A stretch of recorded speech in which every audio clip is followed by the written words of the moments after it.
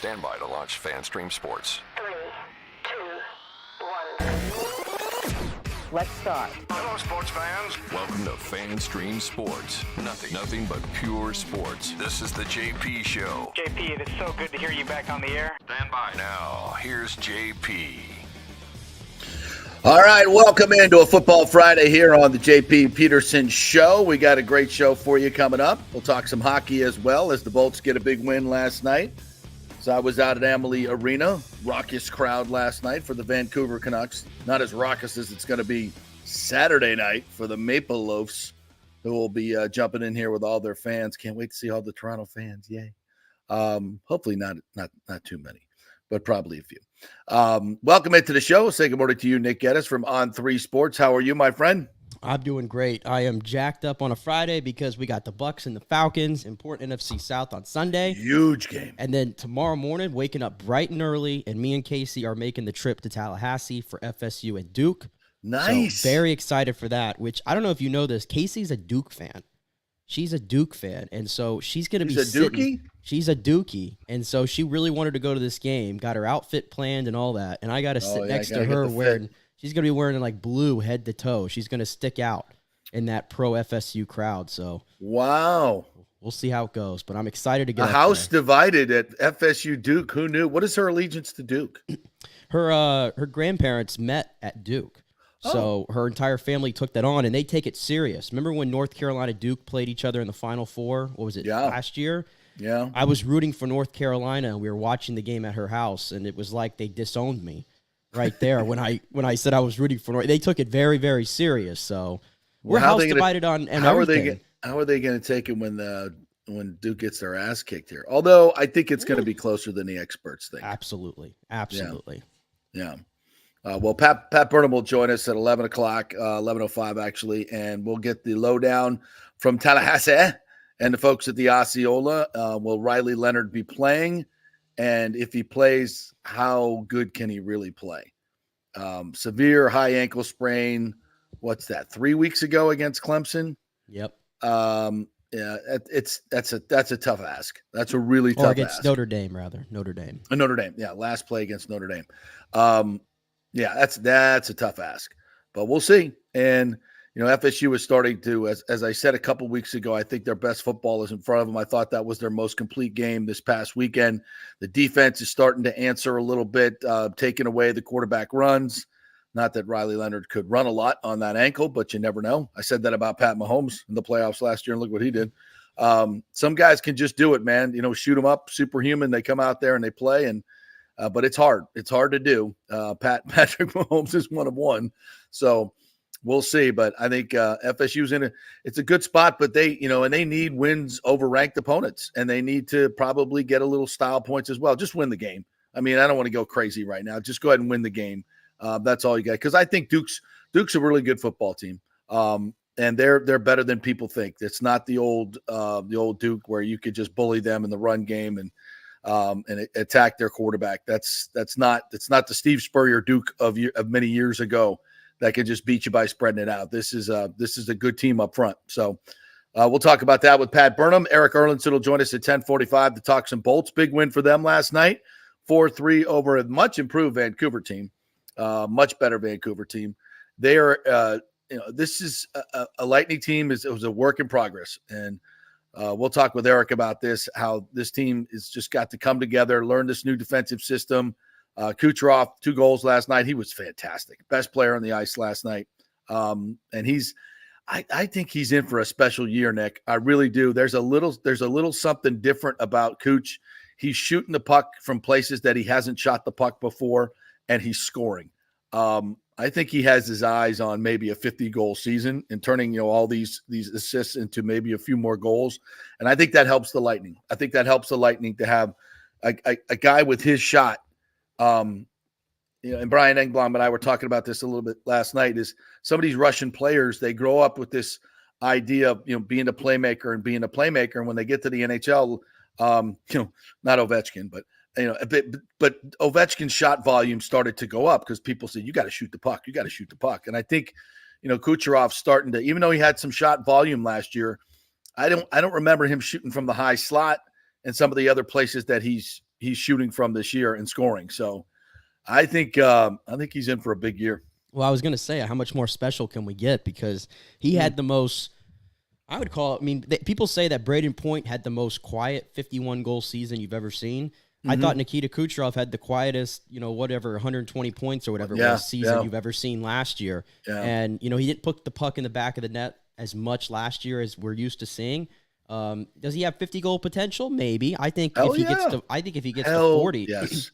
I think even getting to 40 like he's done before would be a big thing, and I think they need it because at least right now through 5 games, they're not really getting, I think, much secondary scoring. I mean, it was good to see Mikey Eyssimont. He had a nice snipe yesterday. I thought that was the goal. God. I thought that was the goal of the game, to be honest with you. Yeah. So that was good to see, but I think those third I think Demko didn't think he had that in him either, and I was like, whoa. Yeah, I think that shocked him a little hello. bit. Yeah. But I think we've been watching Mikey Eyssimont now for, the last quarter of last season and this season. He's got a lot more in him. I think he's got 15, 20 goal potential in him, especially if he's going to play on that second line that I think he's on right now. That wicked Vista.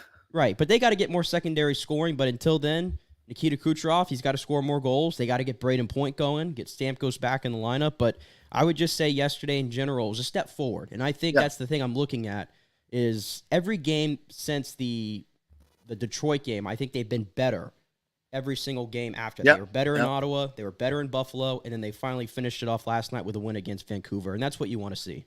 Yeah, they finally they outshot them 36-29, I believe it was last night. Dominated in second period, they give up 2 early goals, and then they dominate really the rest of the way, I thought, until they got the 4-2 goal, kind of sat on that a little bit late. But Johansson was good too. I thought he made some really key saves last night. He's been good enough for them to win. I think every game he's played, I'm not putting any losses on him with soft goals. He was good last night. Power play was good last night. Nick Paul, I was talking to Andrechuk last night and Paul Kennedy. I was like, that number 20 out there looks like a young Dave Andrechuk in front of that net in that power play. He's got good hands, and man, he's a big boy, and he knows how to throw his weight around. And last night, greasy goals. Greasy goals. Every single goal he scores. He cleaned one up last night, but his assist on the power play was my favorite, where he got a good shot, good scoring chance in front, and the rebound goes to the wall. He skates over and just punks 2 Canucks, leaves them on the ice, takes the puck away, says, "Give me that," and he comes skating back in and flips it over right on Kucherov's tape and bang right in the back of the net. I was like, "Damn, Nicky Paul, step up." That was just I'm gonna will us to a goal right here and get the lead, and yes, they did. That was spectacular. So he's got 3 power play goals already. You got Hagel with 4. I thought he played well last night on the forecheck. And I said this to Brian last night. I think this team is going to be better at the end of the season than the Lightning were at the end of last season. And they were a good hockey team at the end of last season. The Toronto thing is what it is. You lose 3 overtime games at home. I thought they were the better team in that series. The Lightning had a chance to win the cup again last year. No question in my mind. I think this team can be better. I think it has more scoring potential. I think it's faster. I think it can have better puck management. I think it can be better defensively than last year just because of their speed and more size. I just think that when Vasi gets back, I think overall this team has potential to be better than last year. And does that mean they're good enough to win a cup? I don't know, but I think it puts them in the top 6. Yeah, I think anybody that's writing off the Lightning, they were already doing it after 4 games. They were like, they're 1-2-1, and they're imploding without Vasilevsky, and it's like, oh my God, stop. If you watch the games play, I mean, I think that's the thing that frustrated me at least the first 4 games when they got off to that 1-2-1 start was it had nothing to do with Jonas Johansson or Matt Tompkins and net. It really didn't. I didn't even think the Lightning were really giving those guys a chance on some of these goals. Like you said, maybe there's 1 goal or 2 goals this season you could pick out where it's like, yeah, Vasilevsky probably stops that one. But I think I'll take that because that's going to happen to every goalie in this league. I mean, they just got to be better in their own zone. They've gotten burned a little bit. Unluckiness on some line changes some bad line changes have turned into goals in the back of their net. Just some missed assignments defensively.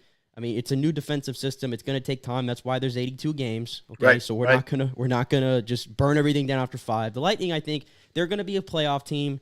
Whether they're a Stanley Cup team, I think that's still to be determined. But I think absolutely, you don't want to peak.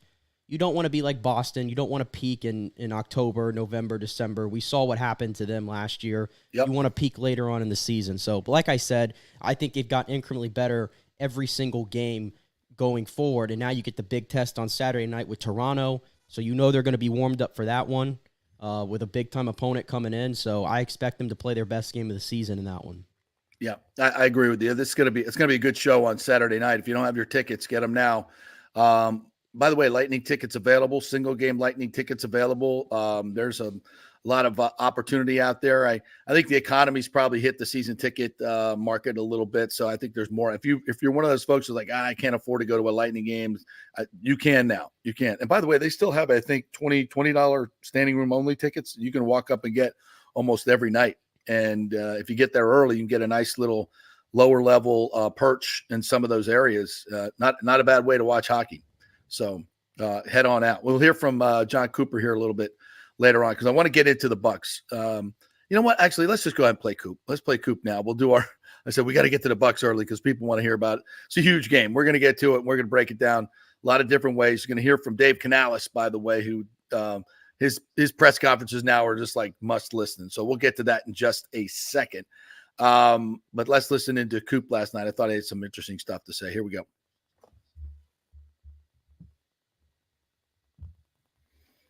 John Cooper. Point, Paul just fighting in the corner. Paul and Leo Haggerty. Is that just an effort goal? Asking about the Nick Paul play. Paul makes a really nice play. He kind of looked off Cooch and then gave it to him. But it all starts with battle wins. And you got to win your battles. And I thought, the times we were stuck in our end, if, you weren't winning battles. And when you do win your battles, good things happen. And it was a great effort by those guys. Coop, you put that fourth line together, they chip in with the goal today. When you put those three guys together, what are you looking for when you have that game tonight? I didn't know what line you're talking about. The ice. They smart blend in and share you that. Yeah, they were, was a great shot by AC, but that was, it all starts, 200 feet from our net, make a great play coming out, Cheers, nice pass, and Icy finished it, but, big goal for us, because after that, tough shift we had to open the period, we gave up 2, we just felt stale, and I thought Icy's goal was, kind of gave us that life we needed, and then, I think Cooch took over after that. Was winning the battles the biggest thing that changed the kind of script for you in the second period? Or was there more to it? We actually had a pretty good period, like possession-wise and stuff like that. It was just that, you give up 2 and, within whatever, it felt like a minute real time, and all of a sudden you go from the lead, you don't have it any longer. And it took us, I don't want to say we were getting frustrated, but, we hadn't turned the page on what had happened. And like I said, Icemont's goal was a big one for us. But we were, you could see we were coming. And then, like I said, after that, I thought, Cooch was huge for us, getting that third one and then also the fourth one. John, how'd you feel about the defensive effort tonight? A lot of blocked shots. Yeah, again, I think for the most part, that's probably been the best part of our game is we've played D fairly well, and then the goalie makes the saves he has to. We've put him in some tough spots. Like that second one, we just, it's a tough turnover, and you come right down Broadway. Those are tough ones to stop, and they got a 6-on-5 goal, which was a bit of an unlucky break. It kind of goes off Cherney's back and right to their guy. So you feel for the goalie, in a way, statistical. It's a tough one to give up just stat wise for him, but he's the first one to tell you like he just wants to win games, and he's been doing that. But for the most part, we've liked the way we've played without the puck. He seems pretty common, Johansson. What's the biggest thing you say you've learned from him throughout this early part of the season? Well, I think he's starting to play some games now, and we're not seeing holes in his game. Like, he's still giving us that, just gives us a chance to win, and that's what you want from your goalie. And he can handle playing every second night. So that's so far. So that's been good to see.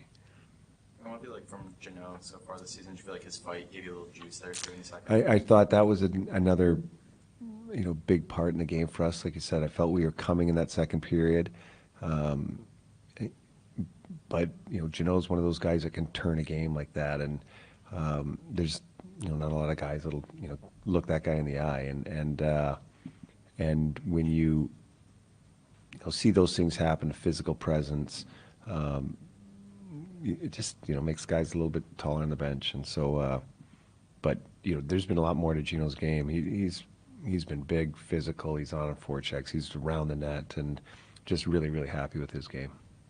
Coach, crucial to get 2 points at home, isn't it? Yeah, especially after coming away with only one on the road trip. So this is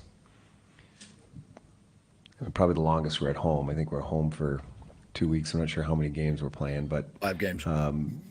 We got to start getting points here before we go back on the road. There's Johnny Cooper.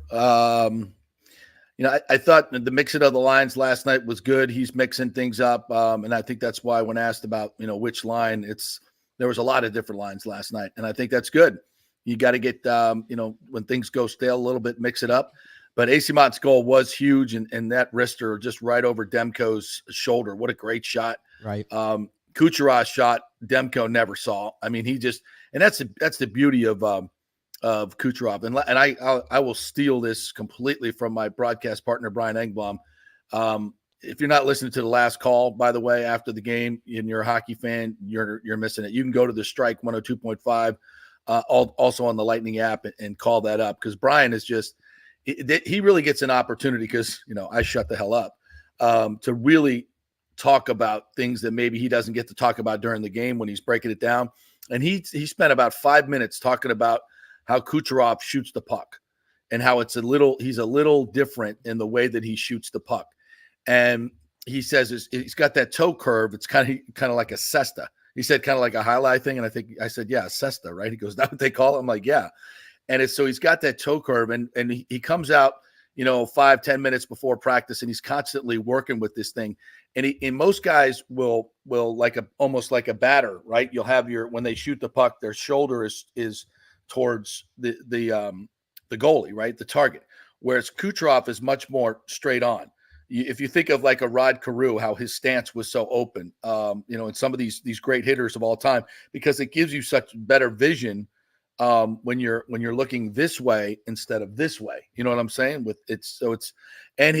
And as he explained it, if your hips don't lie, right? Your hips will tell the goalie where you're going with the shot. But if you're square and that puck, and he pulls it behind his left foot, so you really can't see it. It's almost like a pitcher that hides the baseball. So if you're a goalie, he's not giving you any tells on where that puck is going. High, low, near post, far post. He's not giving you until he snaps it off at the end. You don't know where it's going. And on that particular shot, the one that Demko never saw, great. I think it was Sorelli in front with a great screen there. And Demko never saw it. By the time he saw it, Kucherov shooting the puck, it was by his ear. And then the other one, he was just so quick to snap it off from Paul, who had made him a great pass. But that shot is just lethal. The way he does it, it's so hard to read. And I think it's clear to me that this offseason the Lightning have told him, hey, let's let it rip. Let's let it rip, and let's see everything you got in terms of your shot repertoire. We want you to stop passing as much, and start letting it rip. And that thing's a thing of beauty. That's why I'm calling Fitty. I'm calling Fitty for Kucherov. You called 50 last year early on for Braden Point. I did. He got there. So hopefully, you strike twice there with your predictions. But I mean, yeah, he listen, you talk about dominant players in the game. I mean, and there's a lot of them, don't get me wrong, but he has the ability to take over any game on any given night. And you can argue that maybe sometimes that we don't see that enough. But when you do see it last night, you could tell like he just kind of willed the Lightning to victory. He is one of the most dominant players. I mean, I see all these lists, like ESPN just did their top 100 list, and I think he was like I think there might have been like 10 players ahead of him. They're not 10 players better than him in the NHL. No. There's no shot. But yeah, shoot more. And also, I will say this, the power play, I got a glimpse of life the last like 2 games without Steven Stamkos, what it looks like. Yeah. And the power play looked completely inept and how much they need him on there. And then you see last night, the power play looked like it was much in sync with Steven Stamkos. So just some food for thought right there of how different this team could look without him. Listen, they're not letting him go. He's going to get signed. I'm hearing a lot of the national media take shots at the Lightning for not extending. It was. I'm sure Stamkos. you guys talked about this after the game that was on ESPN the other night because they harped on it a lot. Yeah, a lot. And I'm listening to it, and I'm just like, is it really that hard to comprehend what's going on here with the Lightning and Steven Stamkos? Like, two things can be true. You can be shocked at the way the Lightning handled it in the offseason. I think we all would say that, the lack of communication. But you can also, at the same time, say it's the right decision not to make any moves right now on Steven Stamkos' future until the end of the season. You can see where you are. I think both things can be true. But the way they harp on it and they act like the Lightning are being the most disrespectful they've ever been, and why would he stay? I think it's nuts. I think it's nuts right now. I think from the outside you can see that, and I'll take with a grain of salt the lack of communication. I don't know. I'm not privy to these conversations, but I think sometimes that can get a little out of whack. I know that the Lightning as an organization respect Steven Stamkos to the hilt. I mean, they can't say enough good things. It's just a matter of, it still has to be team first. It still has to be a team first approach. It's the same thing with Mike Evans. It has to be a team first approach. And I love what you said, that both things can be true about that, because you got to get more information with Evans and with Stamkos. How much is the salary cap going up next year for the NFL and the NHL? There may be some decisions on other players that the Lightning have to make or are not going to make, whether they extend some guys. So the core is extended, and I think the Lightning are going to do everything they possibly can to extend Stamkos. I don't think there's any question about that. But, for Steven, it's like, okay, so I have to play a whole year and not get injured. There's a risk. There's a risk, and I get that, and that's not cool.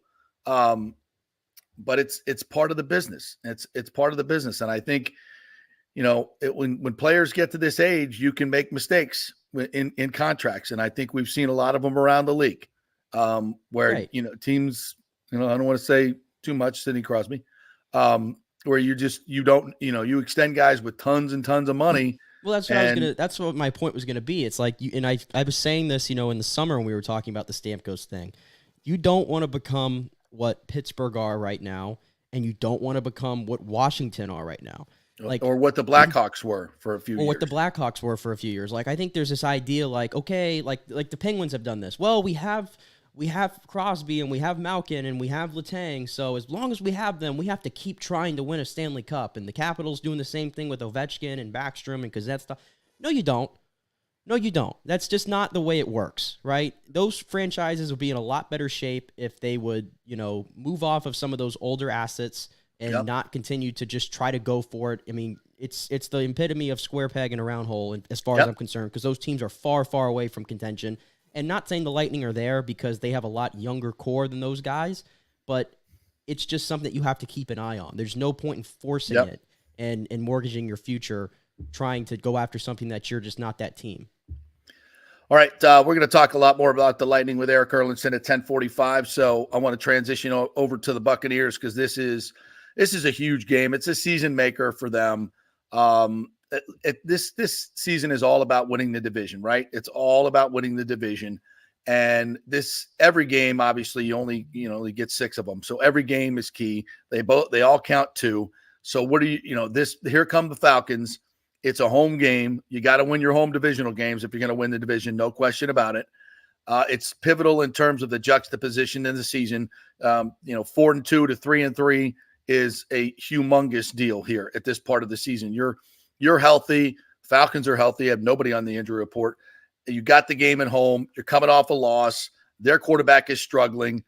You got to get them. You got to get them. This is as much a must win as you can possibly have in this, because you got to go to Buffalo on a Thursday, And even though Buffalo is not as good maybe as we thought they were, that's still going to be a very, very difficult game to win. So you lose this, go to 3-3, and now have lost 2 in a row, and then go to Buffalo and lose 3 in a row, and then you got 10 days to think about it. I mean, the narrative at that point is just like, okay, this team is trash. What are we doing? And if Baker doesn't play well in these next 2 games, it's going to be, okay, are we going to Kyle Trask in the mini bye? I mean, the narrative for this team can change dramatically. And I mean dramatically. And that's how important this game is. And you want to see Baker Mayfield especially, and I don't want to put it all on him, but he's the quarterback, touches the ball every play. He's got to be better. He knows that. He's the first one that said it when he walked into the post-game press conference. I sucked. We sucked. Thank you. Yeah, I agree. No hiding it, but fine. Go get it.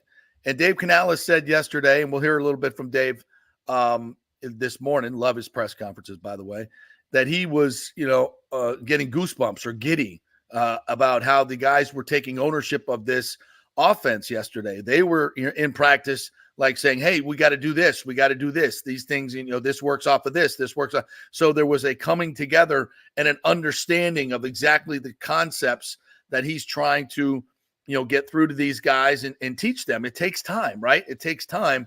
So I think he understands that once they understand what everybody else is doing, right?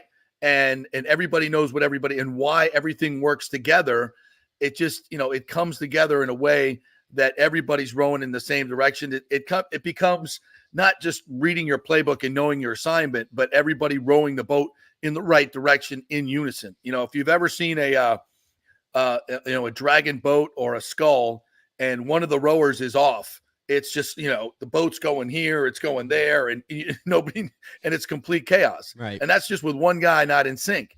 And that's kind of like what an offense is, especially when you're learning it. And if you get everybody in sync, rowing in the right direction, now you're going. And, Canales kind of talked a little bit about that among other things.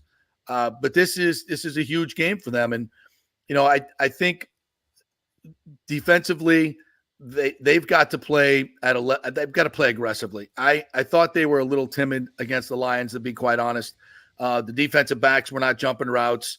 I would like to see a lot more D. Delaney this week, and I think it's time. For the Buccaneers to start looking at some personnel changes, and I would start at left guard, maybe even right guard. You want to win games. I would like to see Nick Everett and maybe Aaron Stinney, because those interior guys, I don't think there's a replacement for the center right now in Hainsey. Nick Leverett backs him up, but the guards aren't getting it done in the run game. The 2 tackles are playing well. The guards aren't getting it done. I don't think you can really change the center at this point. And I would look at some, I don't know if Ryan Neal played a terrible game last week, and D. Delaney has been good every time he's been in there. I would start looking at getting D. Delaney a little bit more time. Zion McCullum, guys that are stepping up. Kalijah Cansey's obviously going to get a lot more reps. And Yaya Diaby, to me, needs to get a lot more reps than JTS. I think it's time. Guys that aren't getting it done and aren't impacting the game, we need to see some snap counts change, in my opinion. Offensive line, obviously, you're not going to be moving guys in and out. But, last year you finally got smart. And, it took an injury to Luke Gedeke to get Nick Leverett in there. Nick Leverett played really well at left guard. Filer ain't getting it done. He's getting knocked off the ball as big as he is. It's just not happening in the run game. So I don't anticipate the Bucs doing this, but I think they need to start looking at it. I guess it's tough to make changes on the offensive line because they've been one of the best pass blocking offensive lines in the entire NFL. And everybody sucks and everybody on that line, I think, is not doing a great job in the run blocking. I mean, obviously the tackles, a lot of the runs are going in between them. So you kind of give them a pass to an extent, but you're not getting anything from they don't have a tight end on this team that can block. I think we've figured that out already. Yeah. And that really hurts your run game. That really hurts their run game. Like, everybody keeps asking, like, I hear this question a lot, like, can you pinpoint one thing that's wrong with the run game? Well, it's a boring answer, but you don't have any guy that can create on his own in the backfield. You just have a bunch of guys back there. That's one problem. And then you got 3 guys in the middle that aren't getting any push. And then when you try to run outside and you try to get a little creative, as they did, as I went back and watched, they tried some things against Detroit. It was always a K. Dotton missed block or something like that would go wrong, that would blow that play up. So it really is just a failure across the board. And I don't really know if there's anything that's going to be able to change that, honestly, throughout the season. And, you go into this game against Atlanta, Atlanta, they haven't been able to live up to any type of potential on offense. A lot of that goes to Desmond Ritter. But hey, for what it's worth, they got the number 2 defense in the entire NFC and 4th in the entire league, and they're a top 10 team against the run. So, do I expect the Bucs to just magically figure it out in their running game against Atlanta? On paper, no, I don't. No, I don't. So I think that's my thing right now is the Bucs. What's stopping them from getting to that next level right now of being talked about with these top teams in the NFC is that lack of running game and then putting too much on your quarterback. And in your first-year offensive coordinator, who, to be fair, he's been ripped on a lot this week. Dave Canales has, and I was part of that on Monday.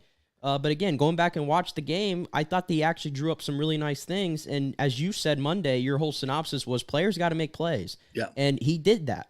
I mean, every game is decided by what? 3 or 4 plays. Yep. The Bucs had those opportunities and their players just couldn't make it happen. But Canales did get those guys in the right situation. So I actually felt a little bit better about Dave Canales after that Detroit game when I went back and watched it.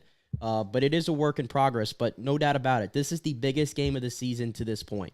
You look at Carolina is not a factor. Who knows if they're going to win a game? Atlanta's offense, Desmond Ritter, ain't going to get it done. You put Taylor Heineke in there, which I think is likely going to happen at some point this year. Don't know how much that changes things. And then New Orleans, you didn't have to watch the Saints last night. I watched them. Outside of a flurry at the end of the game, they were horrendous. Derek Carr can't figure it out. They look very out of sync. Olave's loafing on routes and stuff. So I don't think they're a really good team, and the Bucs already showed you that when they went head-to-head against them. Mm-hmm. So I just feel like this division it's like begging for the Bucs to take it. Yeah. I really do. Listen, and then they win this week, which they should. They're up 4-2, and they're up 2 games in the division, and they still have 2 games left with Carolina, and obviously one with Atlanta and one more with the Saints, and that's going to be at home. So, Mike, that's why this is so huge. I mean, you take a stranglehold of this division with this win. And as TJC22 rightly points out, Desmond Ritter, where's his other one? This one. Desmond Ritter has not won a game on the road in his NFL career. Now, he didn't start till the end of last year, but still, he's still looking for his road win. He's turned into a pumpkin right now. And this is the one game, the Bucs, we've talked about it. They're 3-0 when they win the turnover battle.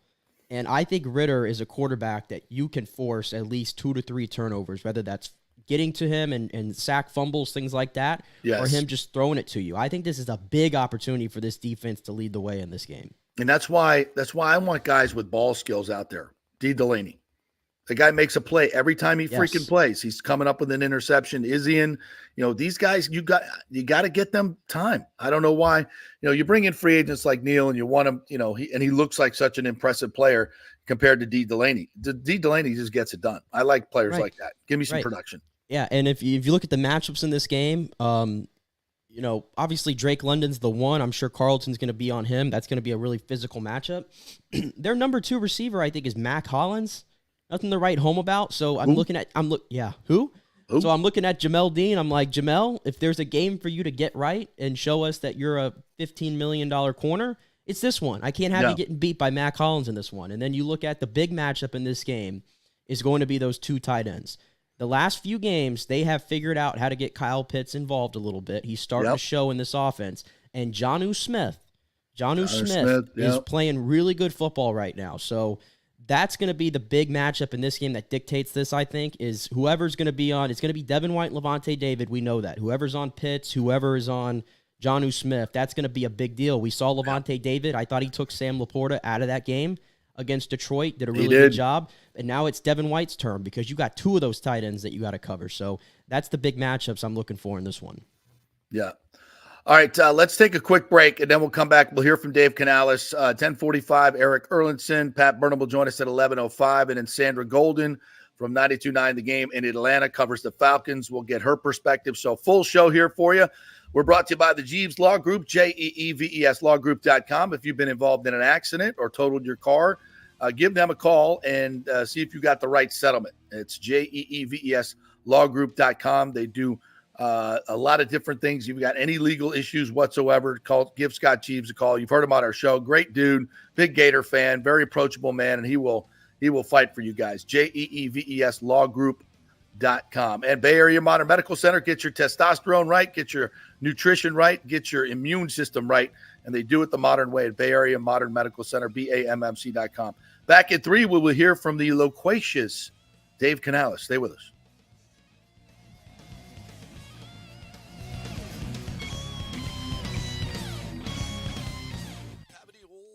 Sitting around the house? Well, the Golden Diamond Source will purchase a variety of different types of coins and bullion.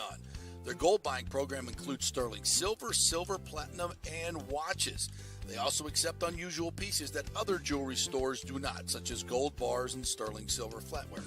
The list of items they do accept is far more extensive than those they don't, so check it out. While you're there, you can check out the largest collection of any family-owned jewelry store in the country, especially with summer coming to an end. The holidays are right around the corner. Never too early to start your holiday shopping, especially if you're planning on getting engaged or have any birthdays or anniversaries coming up. Come on in and find out what buying jewelry should be like with an expert staff of gold and diamond jewelry enthusiasts. And the best part, they treat you like family. And if you're worrying about price, don't. The Golden Diamond Source has something for everyone's budget. They even have a layaway. If you stop in and get your favorite piece now, you can have it paid off by Christmas. Plus, you can even finance your purchase with 0% interest for up to 5 years, and you can get a $5,000 diamond for only $83 a month. It's the greatest folks in the world, Julie and Steve Weintraub, the Golden Diamond Source, 3800 Olmerton Road, always online at thegoldendimondsource.com. JP here for my good friends at Italiano Insurance, and they did it again. Once again, Italiano Insurance stepping up with the best customer service. I was in a bind. My old insurance company, my auto insurance, jacked up my rates, so I called Charity at Italiano Insurance, and she stayed till 9:30 at night until she got my insurance done. And guess what? She searched all these companies for me. I didn't do the work. She did. Saved me $1,000 on my annual premium. $1,000, folks. That's real money. And that's what you get at Italiano Insurance. Great customer service. And here's another note for you, by the way, with hurricane season up.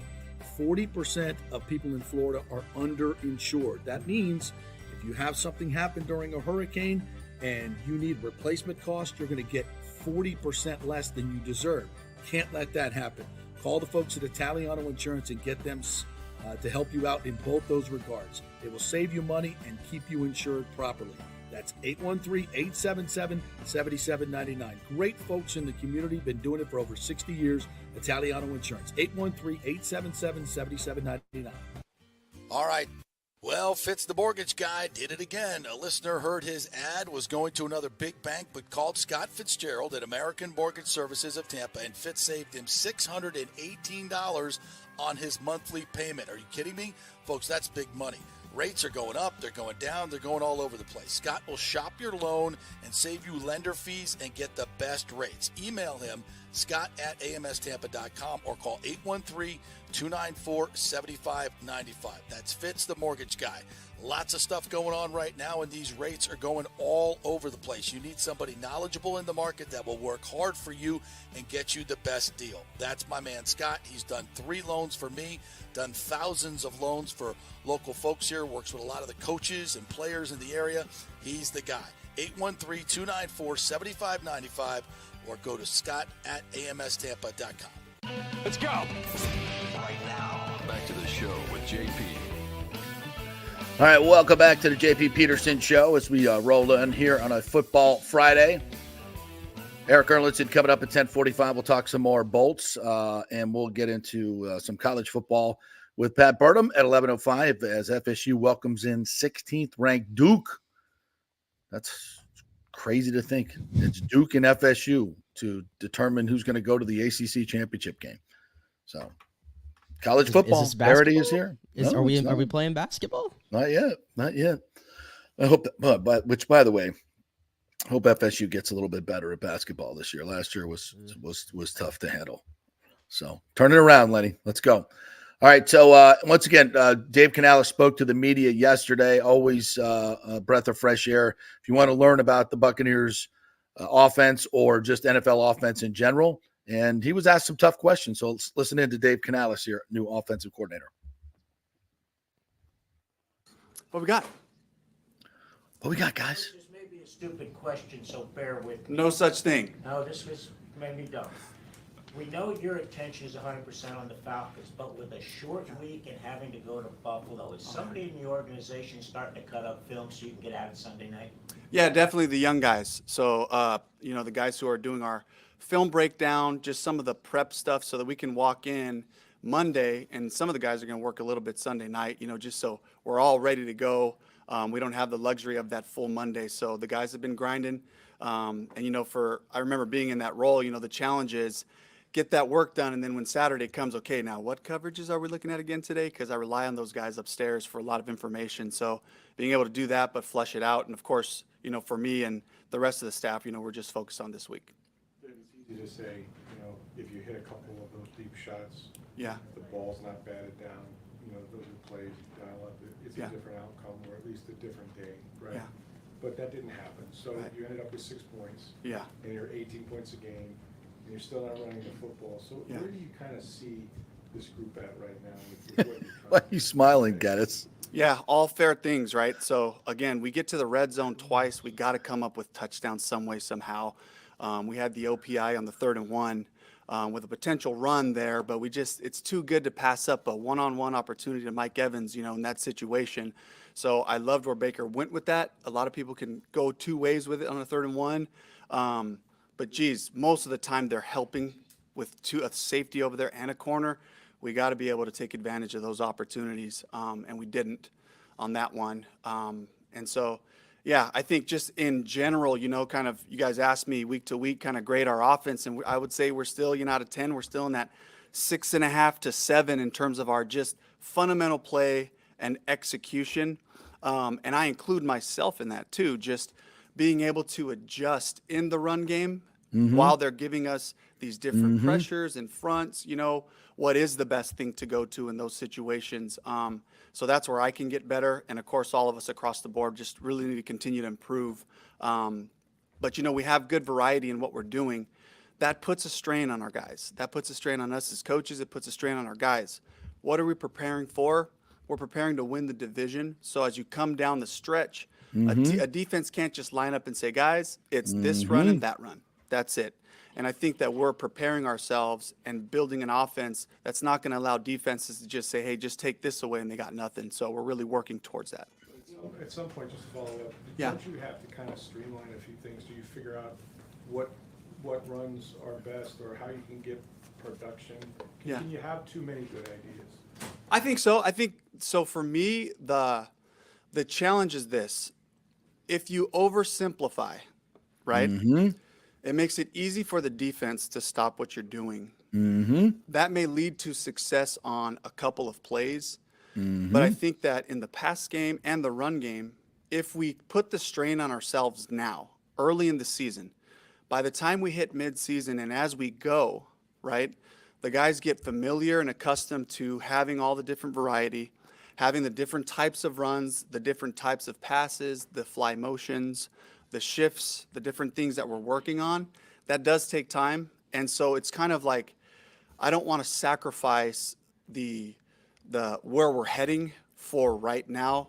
Now, at the same time, we got to find a way to make yards. We got to find a way to make first downs and continue to have success while we're figuring that stuff out. So that task does fall squarely on my shoulders in terms, and the staff really helping me to put together a good versatile attack.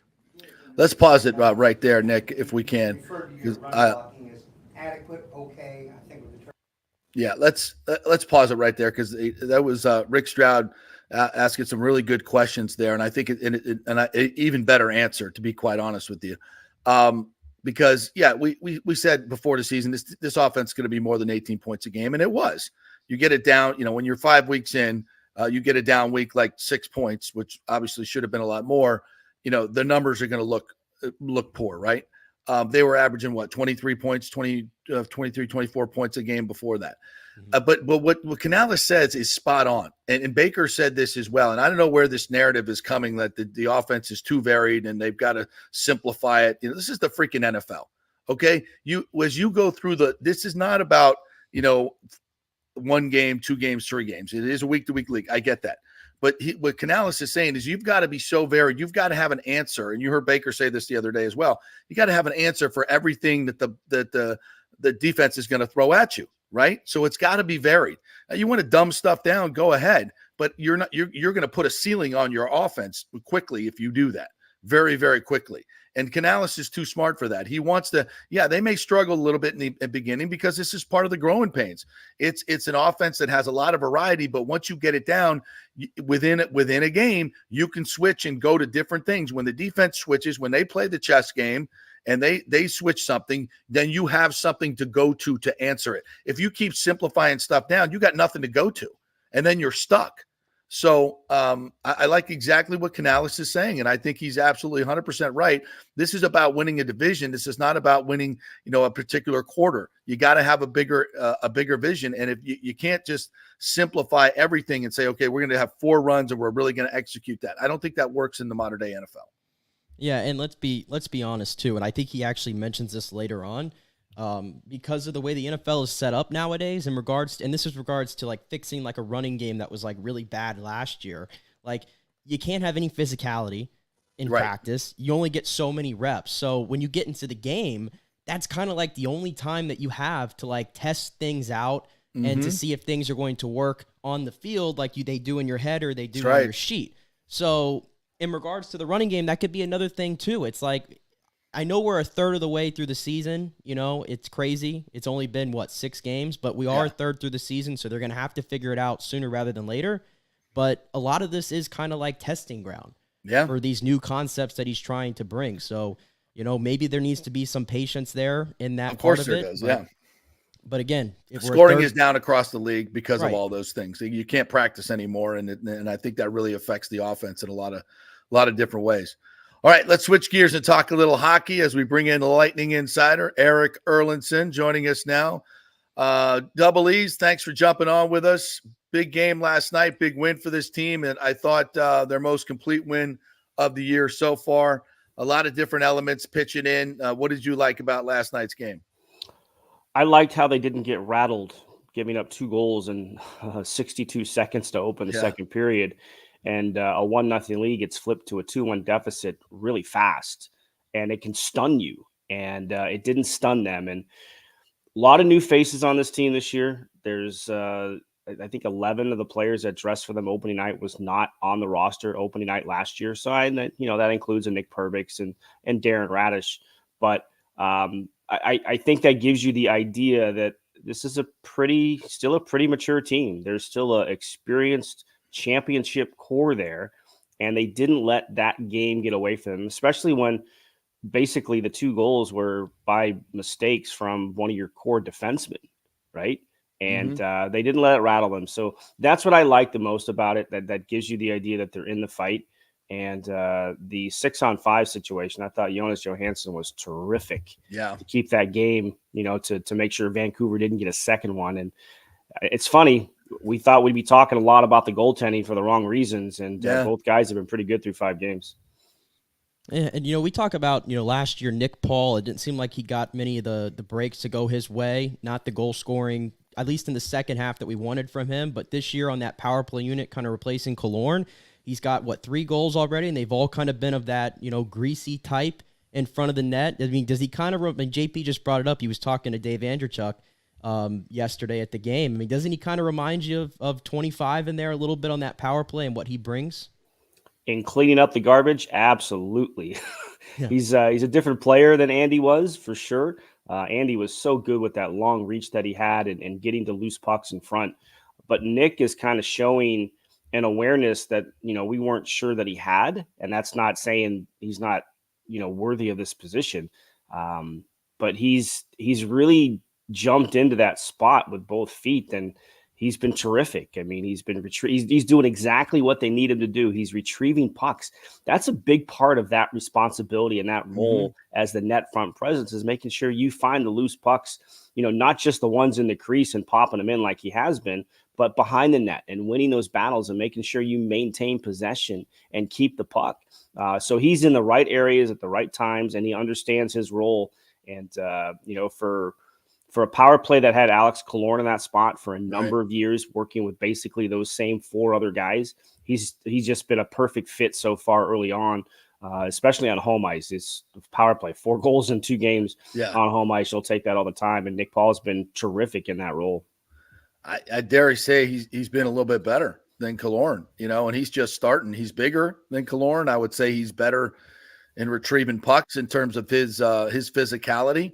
So I don't think you can ask any more from him. And that one, the goal was great, but the pass to Kucherov and retrieving that puck and just leaving 2 Vancouver Canucks in his wake, I mean that was a special moment to me. Yeah, and look, he's made a couple of plays like that where I think back to the last preseason game against Florida, and him going through his reads, right? You talk about quarterbacks going through reads. Nick Paul went through his reads, right? He had the puck down low, and he had 3 options. He could wrap it around, try and take the stuff play. He had point in the bumper spot, and he had Stamkos at the circle, and he went through the reads. And as soon as the defenseman came over and tried to take point away, the seam opened up. I mean, you talk about understanding what it is you're looking for. And then, the play last night, and to listen to him talk about it too. I love sometimes getting insights from the players when they talk about, well, I knew the D was here. I was over here. I knew I had Kucherov over there. I had point. Like, the amount of time that these guys process that type of information is incredible to me. Yeah.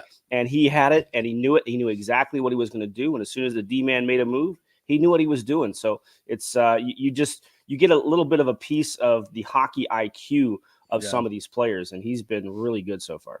And it's only 5 games, but Braden Point has yet to get on the score sheet. There's a couple games there where he didn't really get many shots on target either. What are you seeing with his game right now? It's coming. We haven't seen him utilize his speed. Like, he hasn't had the opportunity to find the puck in transition and open up the game for him the way that he can with his speed, which is a big part of why he hit 50 goals last season. He was robbed a couple of times in Buffalo. Devin Levi had his number in that game. He had a couple of fantastic looks in front. He wasn't able to finish. He is such a proud guy, though, that this is eating him alive, that he's 5 games in, and he did, especially when he sees Stamkos with a couple of goals and Kuch has 4. Yeah. It's going to eat him up. Yeah. Nick Paul has 3. I mean, him sitting there with a goose egg so far through 5 games is not sitting well with him. And you just get the feeling that when that first one goes in for him, the floodgates are going to open a little bit. But like a lot of players on that road trip, he didn't have his game in his back pocket. And I think that's what has to come with him. He's getting to spots, especially on the power play, but it's the 5-on-5. That's where you want to see his impact, because that speed can open up the game, not just for him, but Nikita Kucherov as well. And whoever happens to be the other winger, whether it's Stamkos, whether it's Hagel, whether it's Alex Barré-Boulet, whoever happens to be out there, his speed opens up the game for himself and his line mates. Eric Arlitz joining us here, Lightning Insider. I know it's only 5 games, but when I look at the pieces on this team compared to where we were last year, and I look at Merla and I say, this guy's got a lot of upside. I think he's going to be a really good player for them 3 months from now.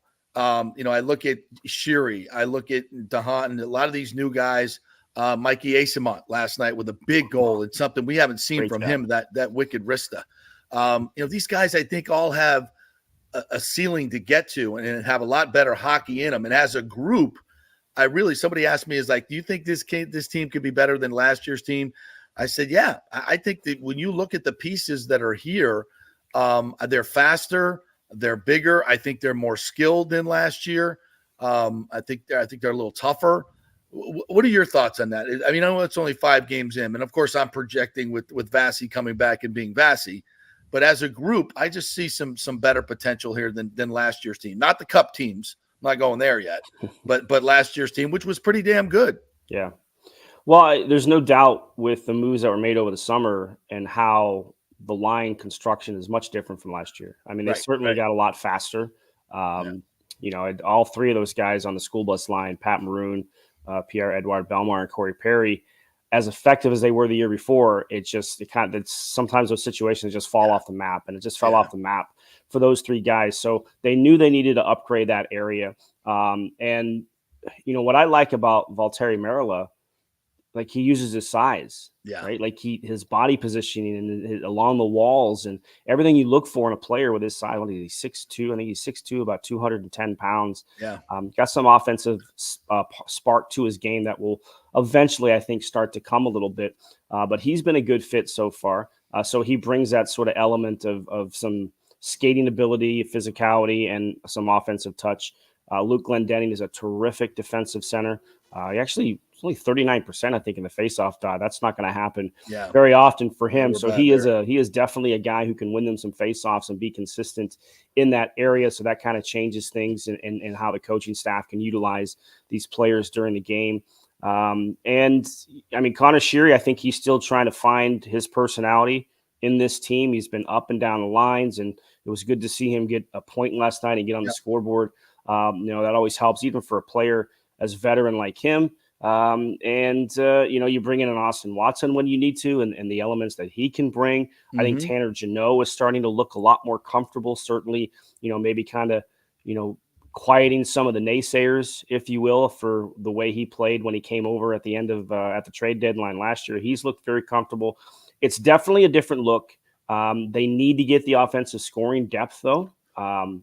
If Mikey Eysmont can shoot the puck like he did last night, that's going to be a huge addition. That was a beautiful shot, top right over the glove side under the bar there from him. So they're going to need those guys to contribute more offensively and take the pressure off of guys like Braden Point a little bit and chip in here and there. But in the early going, I like the construction of the lines, and I like the versatility of it. I mean, you've already seen it through 5 games. I mean, John Cooper has moved players up and down throughout the lines, trying to see what works, who fits where. And that's what a lot of the early season is, especially when you have as many new faces as Lightning have. Yeah. Okay, where can we find the chemistry with this guy and move things around? Because even the famed triplet line of Nikita Kucherov, Tyler Johnson, and Andre Palat was not together at the start of the season. They took off. And it was only through injuries in a game in Winnipeg where John Cooper said, okay, let's try these 3 guys together. Right. And it worked. And I think that game was in November. Yeah.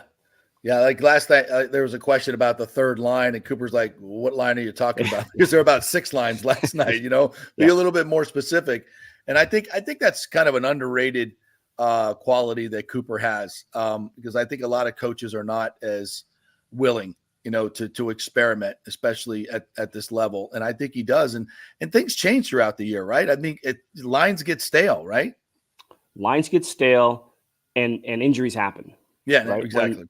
Again, going back to the triplet situation, they lost Brett Connolly in that game to injury, and there was one other forward I think they lost in that game. So they were down to 10 forwards in that game. So Coop just threw those guys together. But what it does is it plants seeds in your mind. Okay, I saw this in this game. Okay, how effective were they? If I have to go back to it, can they do it? And he's talked since the time he's been here about the ability to have everybody play with everybody, right? So that's why I think he does this a lot too, to make sure that if a situation does arise, there's a comfort level already there. You don't have to worry about how a player is going to think because they've been in the situation before. So I think that's a lot of how John Cooper approaches it. And it's hard to argue with the body of work through 10 years. That's for damn sure. And with regard to Steven Stamkos, he's had a good start to the season. We saw what the power play looked like those 2 games that he wasn't on it. Some struggles there, to say the least. But just specifically, I guess ESPN the other night, I'm sure you saw it, the dialogue that was going on. There was a lot about Steven Stamkos on that broadcast, whether it was from Subban, whether it was from Emily Kaplan, Callahan, all those guys there. But what did you make of that dialogue and what they had to say about that situation, whether he's being disrespected or stuff like that? I could see why that narrative would be there, because if you are Steven Stamkos and what you've meant to this franchise since before you were drafted, right? The whole Steven Stamkos marketing campaign before the draft in 2008, the under market value contract he took when he was a free agent and decided to stay, the face of the franchise. He's still a very productive player. Like, this is not a player who's dropping off the cliff, as he hits his early 30s, 90 points last year, 100 points the year before. And he probably looks around and sees Anthony Cirelli, got an extension. Eric Chernak got an extension. Mikhail Mhm. Sergachev got the extension. This summer, Brandon Hagel got the extension. Nick Paul got the 7-year contract. I could see where you might feel that way if you're Steven Stamkos, and the fact that there hasn't Absolutely. been open discussions between the team and him, and Julian reiterating that he's not going to have those discussions till the end of the year. I could see if you're the player in this situation, hey, what about me? I've been loyal. I've been the face of this franchise for 13, 14 years. I've been a pillar of the success that everything is kind of revolved around. So I can understand why he would feel that way. And certainly the comments from PK on it, I think we're probably dead on from a player's perspective. So we'll see how this plays out. Julian keeps saying he wants to wait for more information. And obviously the salary cap, as we all know, plays into everything that the Lightning have to do with their roster moving forward. But I still just find it hard to think that Steven Stamkos won't be donning a Lightning jersey for his entire career. It's hard for me to fathom that.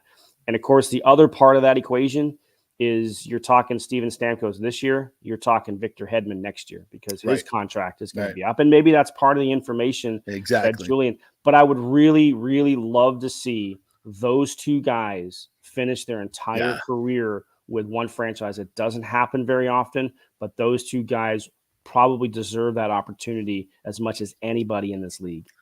Yeah, and I would love to see the NHL and to some degree the NFL come up with some ways that they not circumvent the salary cap, but allow teams with players who are long tenured, like 8-10 years with a team, where you can go 20% over the cap to extend these particular players.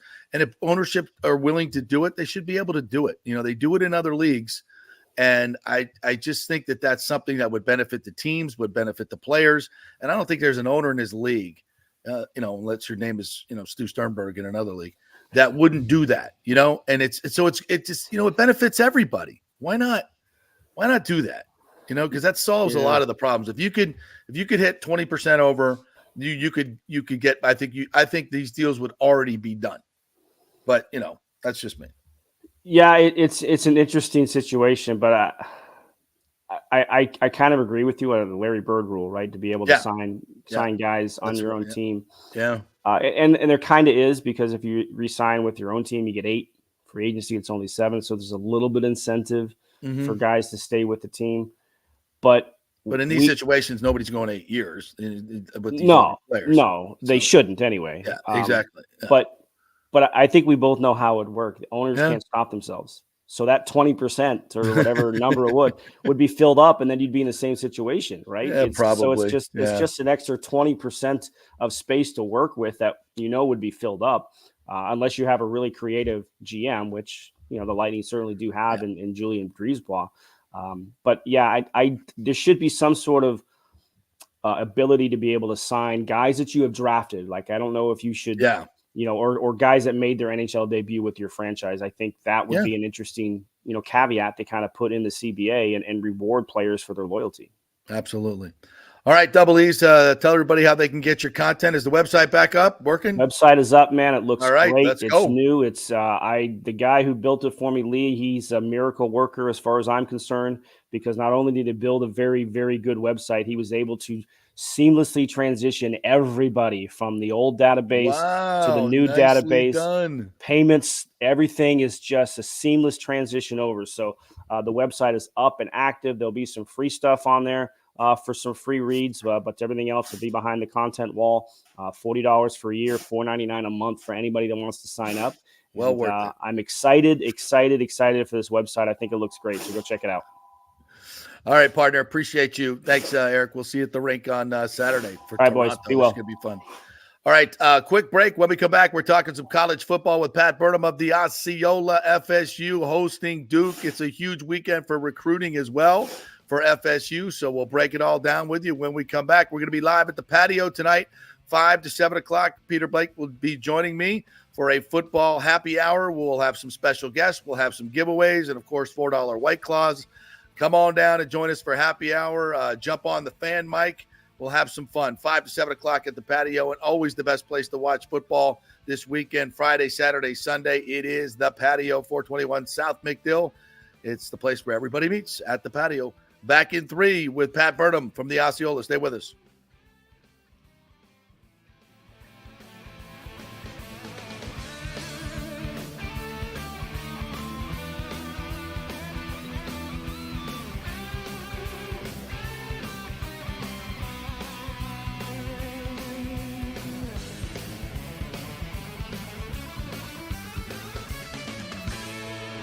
Have any old coins sitting around the house? Well, the Golden Diamond Source will purchase a variety of different types of coins and bullion. Their gold buying program includes sterling silver, silver, platinum, and watches. They also accept unusual pieces that other jewelry stores do not, such as gold bars and sterling silver flatware. The list of items they do accept is far more extensive than those they don't, so check it out. While you're there, you can check out the largest collection of any family-owned jewelry store in the country, especially with summer coming to an end. The holidays are right around the corner. Never too early to start your holiday shopping, especially if you're planning on getting engaged or have any birthdays or anniversaries coming up. Come on in and find out what buying jewelry should be like with an expert staff of gold and diamond jewelry enthusiasts. And the best part, they treat you like family. And if you're worrying about price, don't. The Golden Diamond Source has something for everyone's budget. They even have a layaway. If you stop in and get your favorite piece now, you can have it paid off by Christmas. Plus, you can even finance your purchase with 0% interest for up to 5 years, and you can get a $5,000 diamond for only $83 a month. It's the greatest folks in the world, Julie and Steve Weintraub, the Golden Diamond Source, 3800 Olmerton Road, always online at theGoldenDiamondSource.com. Hey guys, are you experiencing those feelings of getting older, lower sex drive, fatigue, hot flashes, moodiness, or you just don't feel like you had the vitality you once had?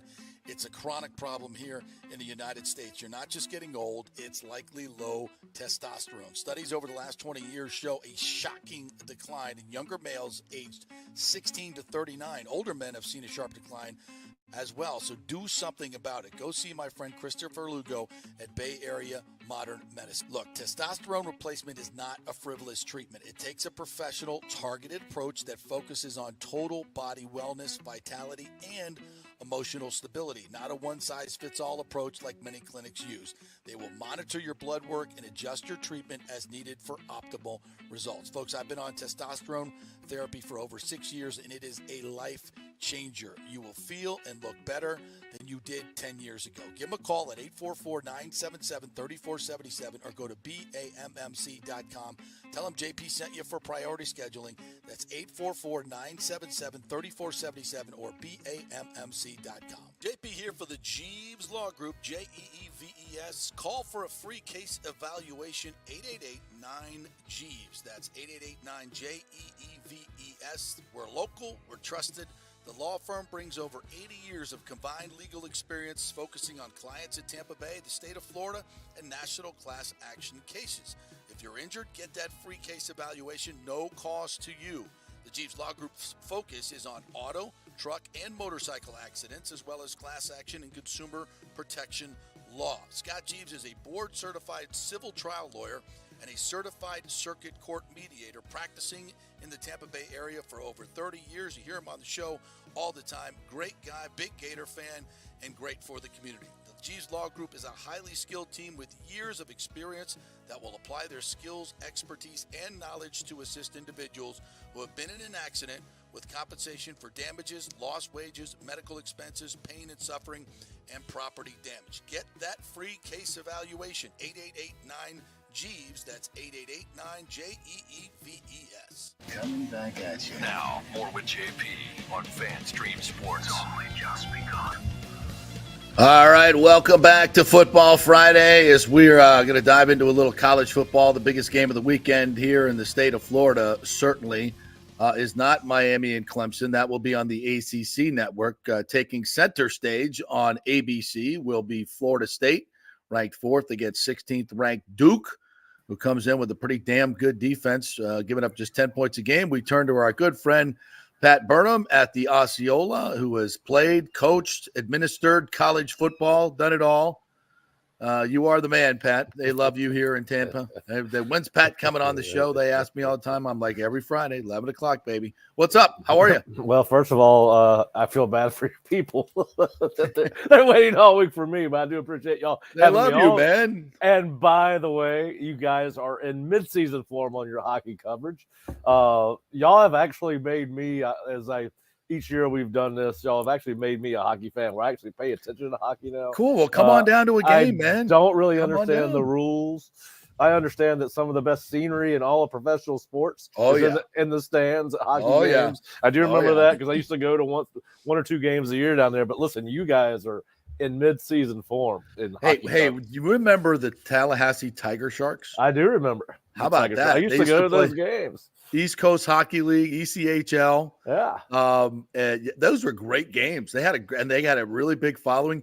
In fact, I believe when I was in Tallahassee at Channel 27, remember Manon Rayon? Yep. The Lightning came up and played a preseason game, and she was their starting goaltender. First time a female had started in an NHL game, preseason or regular season. How about that for a little hockey trivia in Tallahassee? There is some symmetry to everything.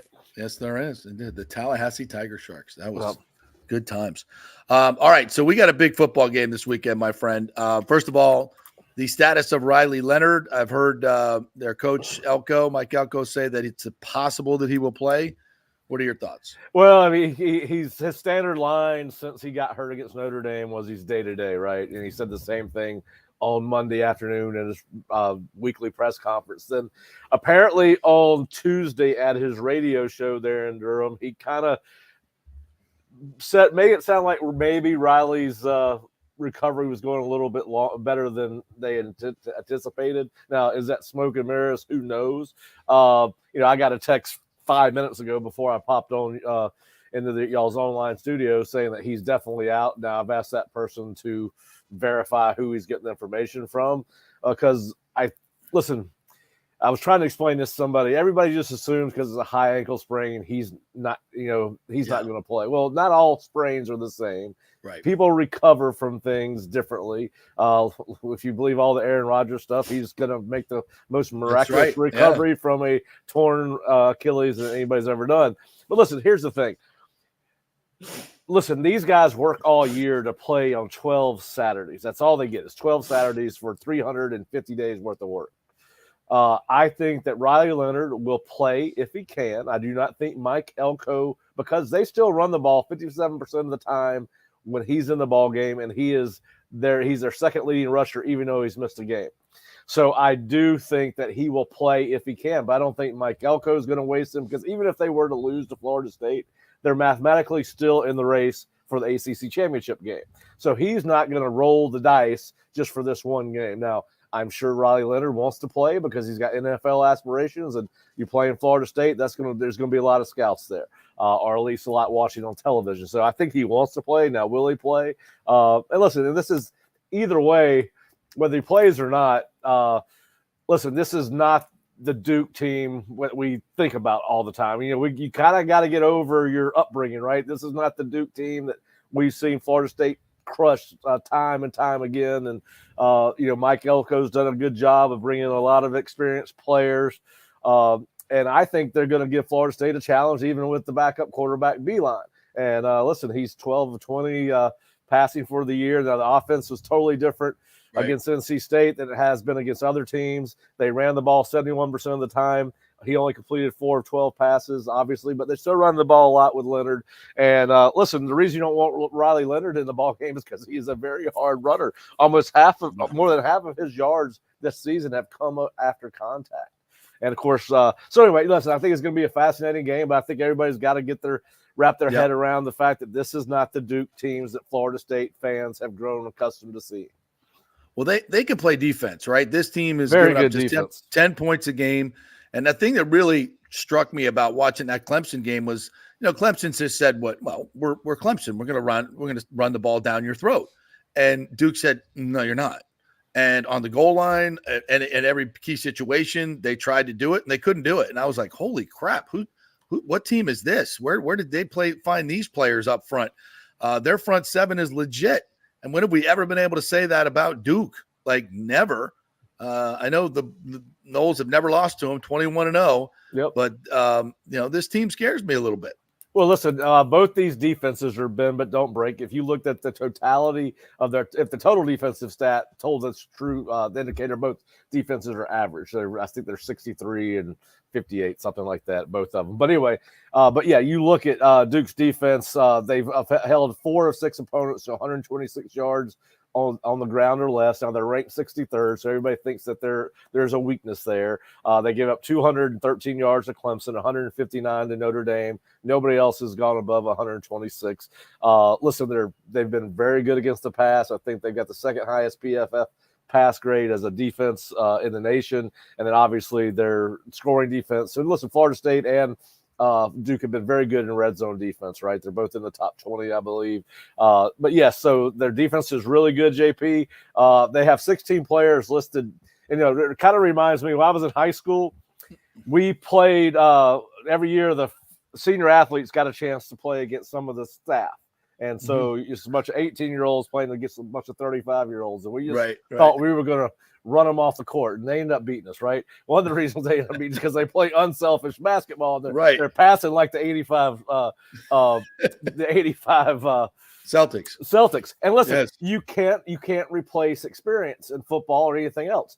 Their defense, their 16 guys are listed as starters or co-starters, have played in 579 football games over the course of their careers, 271 combined starts. So there's a reason these guys play well together. It's because they've played a lot of football. And listen, they're very disciplined. They get after, they gang tackle, they run to the football. They play defensive football the way it's supposed to. Now they're 4-5, and you'll see some odd fronts from time to time. But listen, I think sometimes that total defensive stat and that rushing defensive stat for both teams can be misleading because with the RPO offenses, it's really turned into a bend but don't break mentality for every defense, right? It's what you do when they get into when the field gets short, and both defenses have been very good when the field gets short. But yes, listen, I usually get a really good feeling or really bad feeling as I go through and do my research for my scouting report.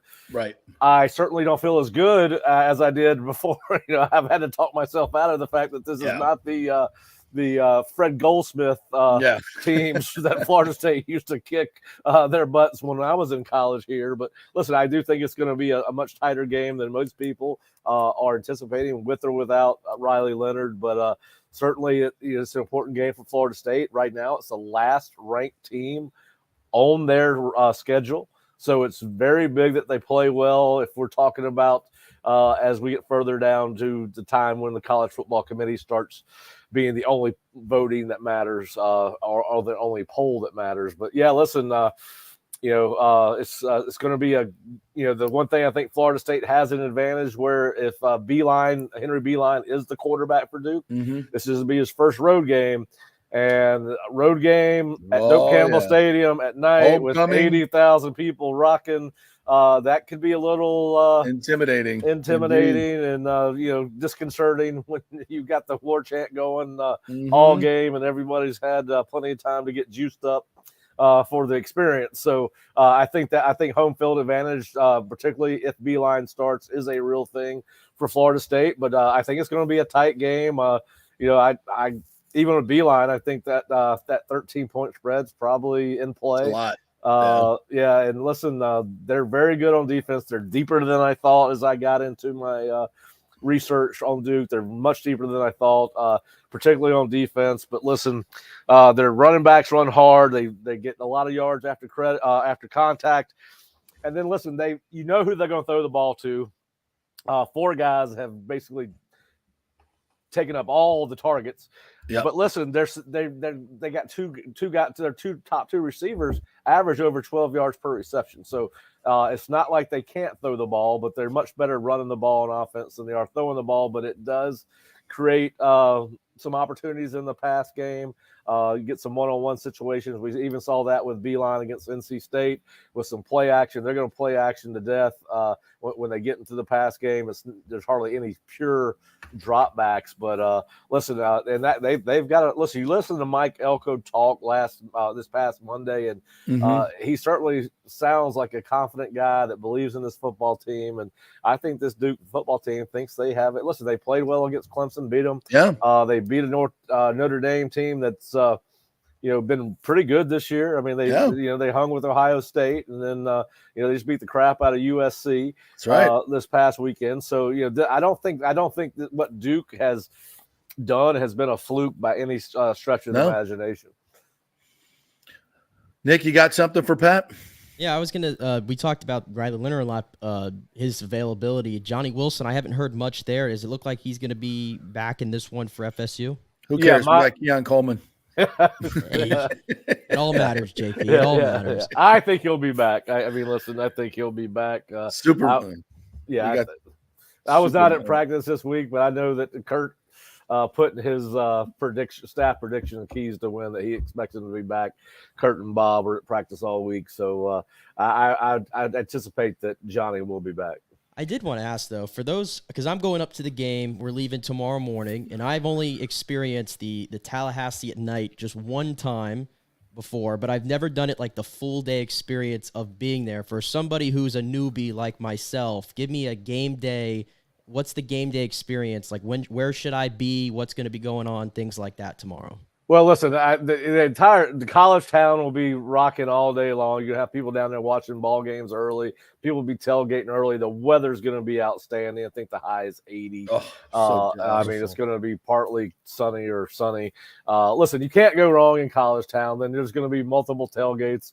If you could find the Johnny McBooster tailgate, that's one of the best ones around that stadium. But and I'll stop by to say hello to those guys. But listen, you can't go wrong. I mean, it's going to be, it's a sold out game. As JP said, it's homecoming. But I think if you want to start somewhere, you start in College Town. And you're just off the edge of the stadium, and you just kind of work your way towards the stadium. But there's gonna be plenty to do. But College Town did not exist when I was in. That's right. And we didn't hit the Strip, which is Tennessee Street, till after the game. So it was always tailgating and house parties for me. Unfortunately, house parties. Yes. The little keg party. Yeah. Before you get down to the stadium. But yeah, so there's gonna be multiple tailgates. College Town's where you want to go. Go to Bowden's, the new restaurant that they just opened down in College Town. Bowden's? To honor Coach Bowden. Yeah. Where I haven't seen that one. Where's that? It took the place at 10 Lizzie's. It's right across the street from 10 Lizzie's is out? 10 Lizzie's is out. Dave Roberts, who you know. Yeah. Dave Roberts and a guy that I played high school football with have gone in and they took over the 10 Lizzie's property and established Bowden. So it's a new restaurant. And listen, they've got all kind of, if you want to get the Florida State experience, they got all kind of memorabilia from Coach Bowden's days, even going back to when he played at Alabama and Sanford. And so, yeah, I think that you can't go wrong there. That's awesome. A good concept. Well done, Dave Roberts. Yeah. Very smart. I have to mention Keon Coleman. I mean, I heard somebody else talking about this on another show that there was an audible gasp in the press box when Keon went up and got that ball one-handed, and then the rest of the day just put on a show, unlike we've seen since Peter Warwick statistically. What an addition this guy has been, and I'm half joking, but I don't want to see him lose any targets. Like we're wasting targets throwing to Johnny Wilson. Just throw it all to 4. They can't cover him. They can't freaking tackle him. I mean, they need to get a couple jet sweeps going with him. I want to see 3 of those. He needs to touch the ball 15 times this game. No, listen. I got a friendly bet here in town that he'll have a 1,000-yard season. So I just don't hand the ball to him for a running play. If you want to do a pop pass, if you want to do one of those little pop passes where it counts as a pass, and as he passes by the quarterback, I'm good there. But same thing. But yeah, thing. He is he's phenomenal. It was fun to watch. You don't realize how elusive he is as a punt returner until that game. I don't think I knew he had that in him. But listen, and the thing about it is, I don't think that Mike was talking about it after the game when they were recruiting him in the portal. they didn't ever talk about him playing punt returner. Like they didn't know that he wanted to do it until they got into camp, and I guess they were having some trouble having some consistency catching the ball. So he was put there initially because he's got really good hands, really strong hands, and doesn't drop the ball much. And what we found out, the more comfortable he's got catching the ball, the more aggressive he's gotten returning the ball. And so, listen, he's fun to watch. He's been everything that's been advertised. He's been advertised or more. It's a shame he's only going to be here 6 or 7 or 8 or 9 more games. I don't know, depending on how this end of the season works itself ship him out. south, will you? Ship him 4 hours south. We'll be happy to take him. You guys are playing pretty good down there. You got a big game this weekend. Baker seems to have found himself back there. And huge. So what are y'all, 3-3? 3-2. 3-2. All right. So listen, that's life in the NFL is pretty good at 500 now, and especially in that division, you got a chance to make the playoffs. Oh, but that's why with Atlanta, you go up, you get 4-2 and a 2-game lead in the division this early in the season. You're with 2 games with Carolina left. You're in a good spot. But this is all about our boys up there this weekend, and I love to see. Because we've been talking about this, right? We need to vary this offense a little bit more. It just can't be 4 and 14. We got to go get Hakeem Williams involved. Boom. One catch, 1 touchdown. Will we see more of him? Will we see more of some of these other guys, these playmakers that we know can make plays this week? Yeah, well, listen, I think you'll see more of guys like Darian Williamson probably before you'll see Hakeem. And, Hakeem, that touchdown came late. It was impressive. There's no doubt. I think everybody's been wanting to see that out of him. We had not seen that much out of him in practice. That was good to see. Obviously, he showed you why they recruited him and why he was wanted so badly by a lot of college football teams. But, I think it's a Darian Williamson, a Ja'Kai Douglas. Obviously, we saw Dez Hill get more targets than he's gotten in any game before. And listen, and that's going to happen when Johnny's out. You're going to have somebody pick up the slack for Johnny's absence. Listen, here's the thing. If you can find some other targets that you can depend on, whether it's Darian or Hakeem or Dez or Ja'Kai, it's going to open up more opportunities for the 2 outside guys, Coleman and Wilson. That's why I thought maybe we'd see the tight ends get a little bit more targets the first half of the season than they have. Jaheim's got 14 catches, but he gets covered like a wide receiver when he gets in the slot. They've got a safety or a nickel corner on him when he's in the slot, so it's a little bit different. It's not really a true tight end, but I think that I think it's going to be interesting to see how they do running the ball against Duke. We've seen 2 good games worth of rush offense, but the up until Virginia Tech and Syracuse, the rushing offense had not been particularly good since the second half of the LSU game. I don't count Southern Miss. I watched their game against South Alabama. That's one of the worst teams in college football. There's some high school teams that can beat Southern Miss. I throw that one out the window. They need to run the football this week, no doubt. Yeah. So, and listen, I think they need to find balance in that offense, but certainly, listen, the numbers indicate that you do want to run against Duke's defense, but listen, I'm not sure that Duke's defense has seen 2 wide receivers like Keon Coleman and Johnny Wilson, and but it's going to be interesting. You sound pretty confident, Pat. I'm picking up a good vibe here. Well, listen, I think Florida State should win the ball game. Yeah, It's not going to surprise me, particularly if Riley Leonard starts and plays and is healthy. If that they don't. Because this is this is a good football team, and I think it's certainly the best defense they faced since Clemson. The offense, listen, if it's Beeline starting his 2nd game ever and 1st game on the road, they better got to like Florida State's chances. I mean, it's get after him. I think that's a huge advantage. I think the biggest crowd Duke's played in front of this season is 40,000. The smallest crowd Florida State has played in is 40,000.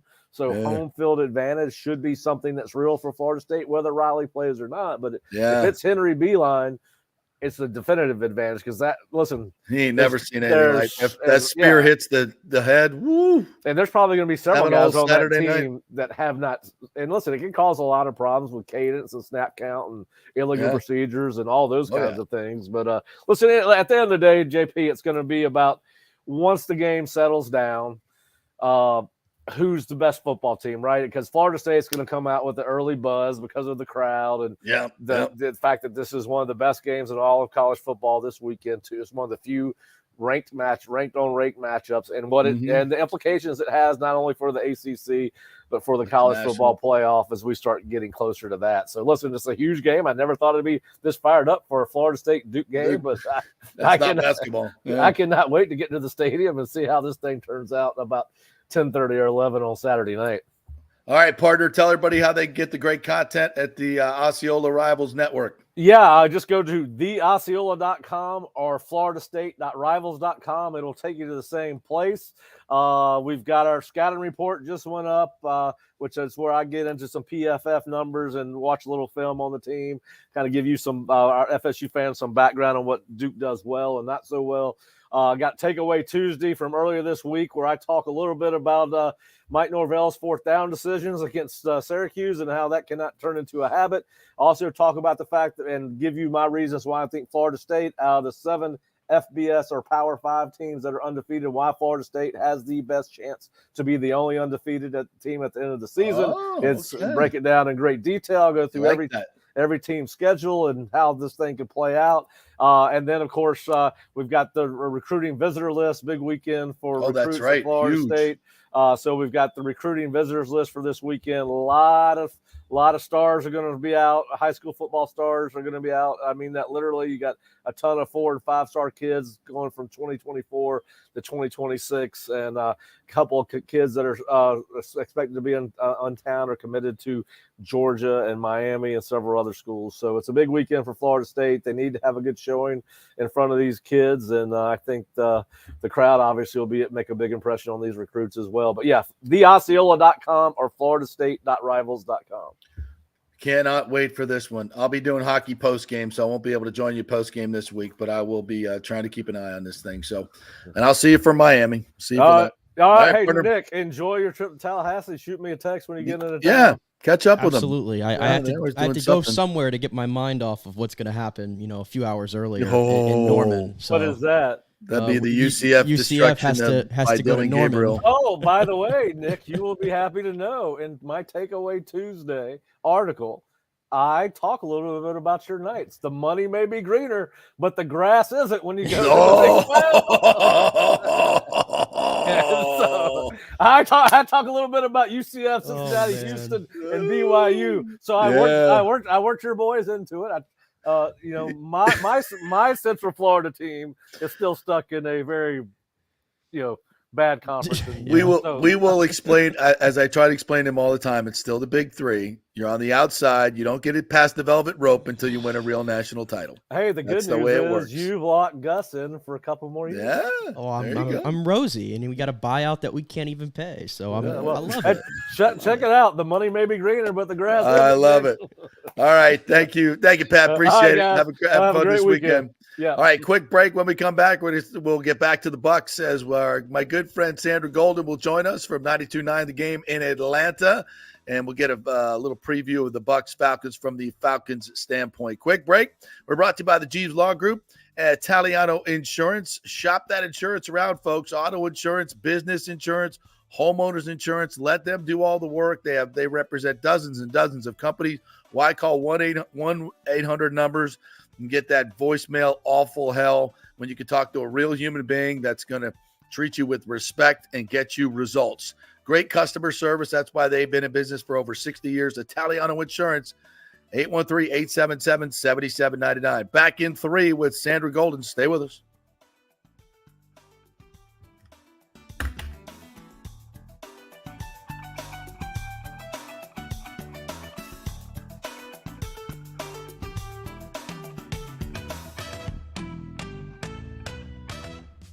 All fall is here. The holidays are coming, and the Golden Diamond Source will be your trusted jewelry destination as they have been for the past 4 decades. Yes, the Golden Diamond Source has the largest selection of engagement rings in the country, a literal jewelry supercenter with 30 times the inventory of any normal jeweler. You don't have to spend any extra time waiting for them to bring something in or order something. Everything is in-house. And if you want to get shopping before the holidays, you can get low financing, start early, for up to 5 years. Looking for a pre-owned Rolex or one of those baller watches? They have a huge selection at the Golden and Diamond Source, so go check those out as well. And of course, we always say keep it local. Great philanthropists, Julie and Steve Weintraub. Love those folks. Do so much for the community. So if you got to shop for jewelry, why not shop at the Gold and Diamond Source, 3800 Olmerton Road, always online at thegoldendiamondsource.com. Well, Fitz the mortgage guy did it again. A listener heard his ad, was going to another big bank, but called Scott Fitzgerald at American Mortgage Services of Tampa, and Fitz saved him $618 on his monthly payment. Are you kidding me? Folks, that's big money.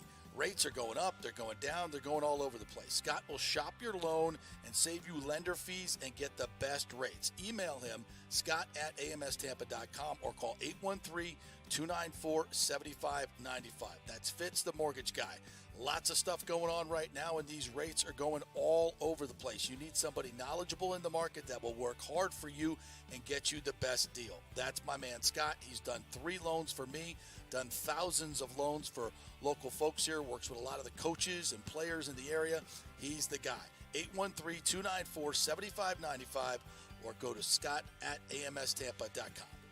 Have any old coins sitting around the house? Well, the Gold and Diamond Source will purchase a variety of different types of coins and bullion. Their gold buying program includes sterling silver, silver, platinum, and watches. They also accept unusual pieces that other jewelry stores do not, such as gold bars and sterling silver flatware. The list of items they do accept is far more extensive than those they don't, so check it out. While you're there, you can check out the largest collection of any family-owned jewelry store in the country, especially with summer coming to an end. The holidays are right around the corner. Never too early to start your holiday shop.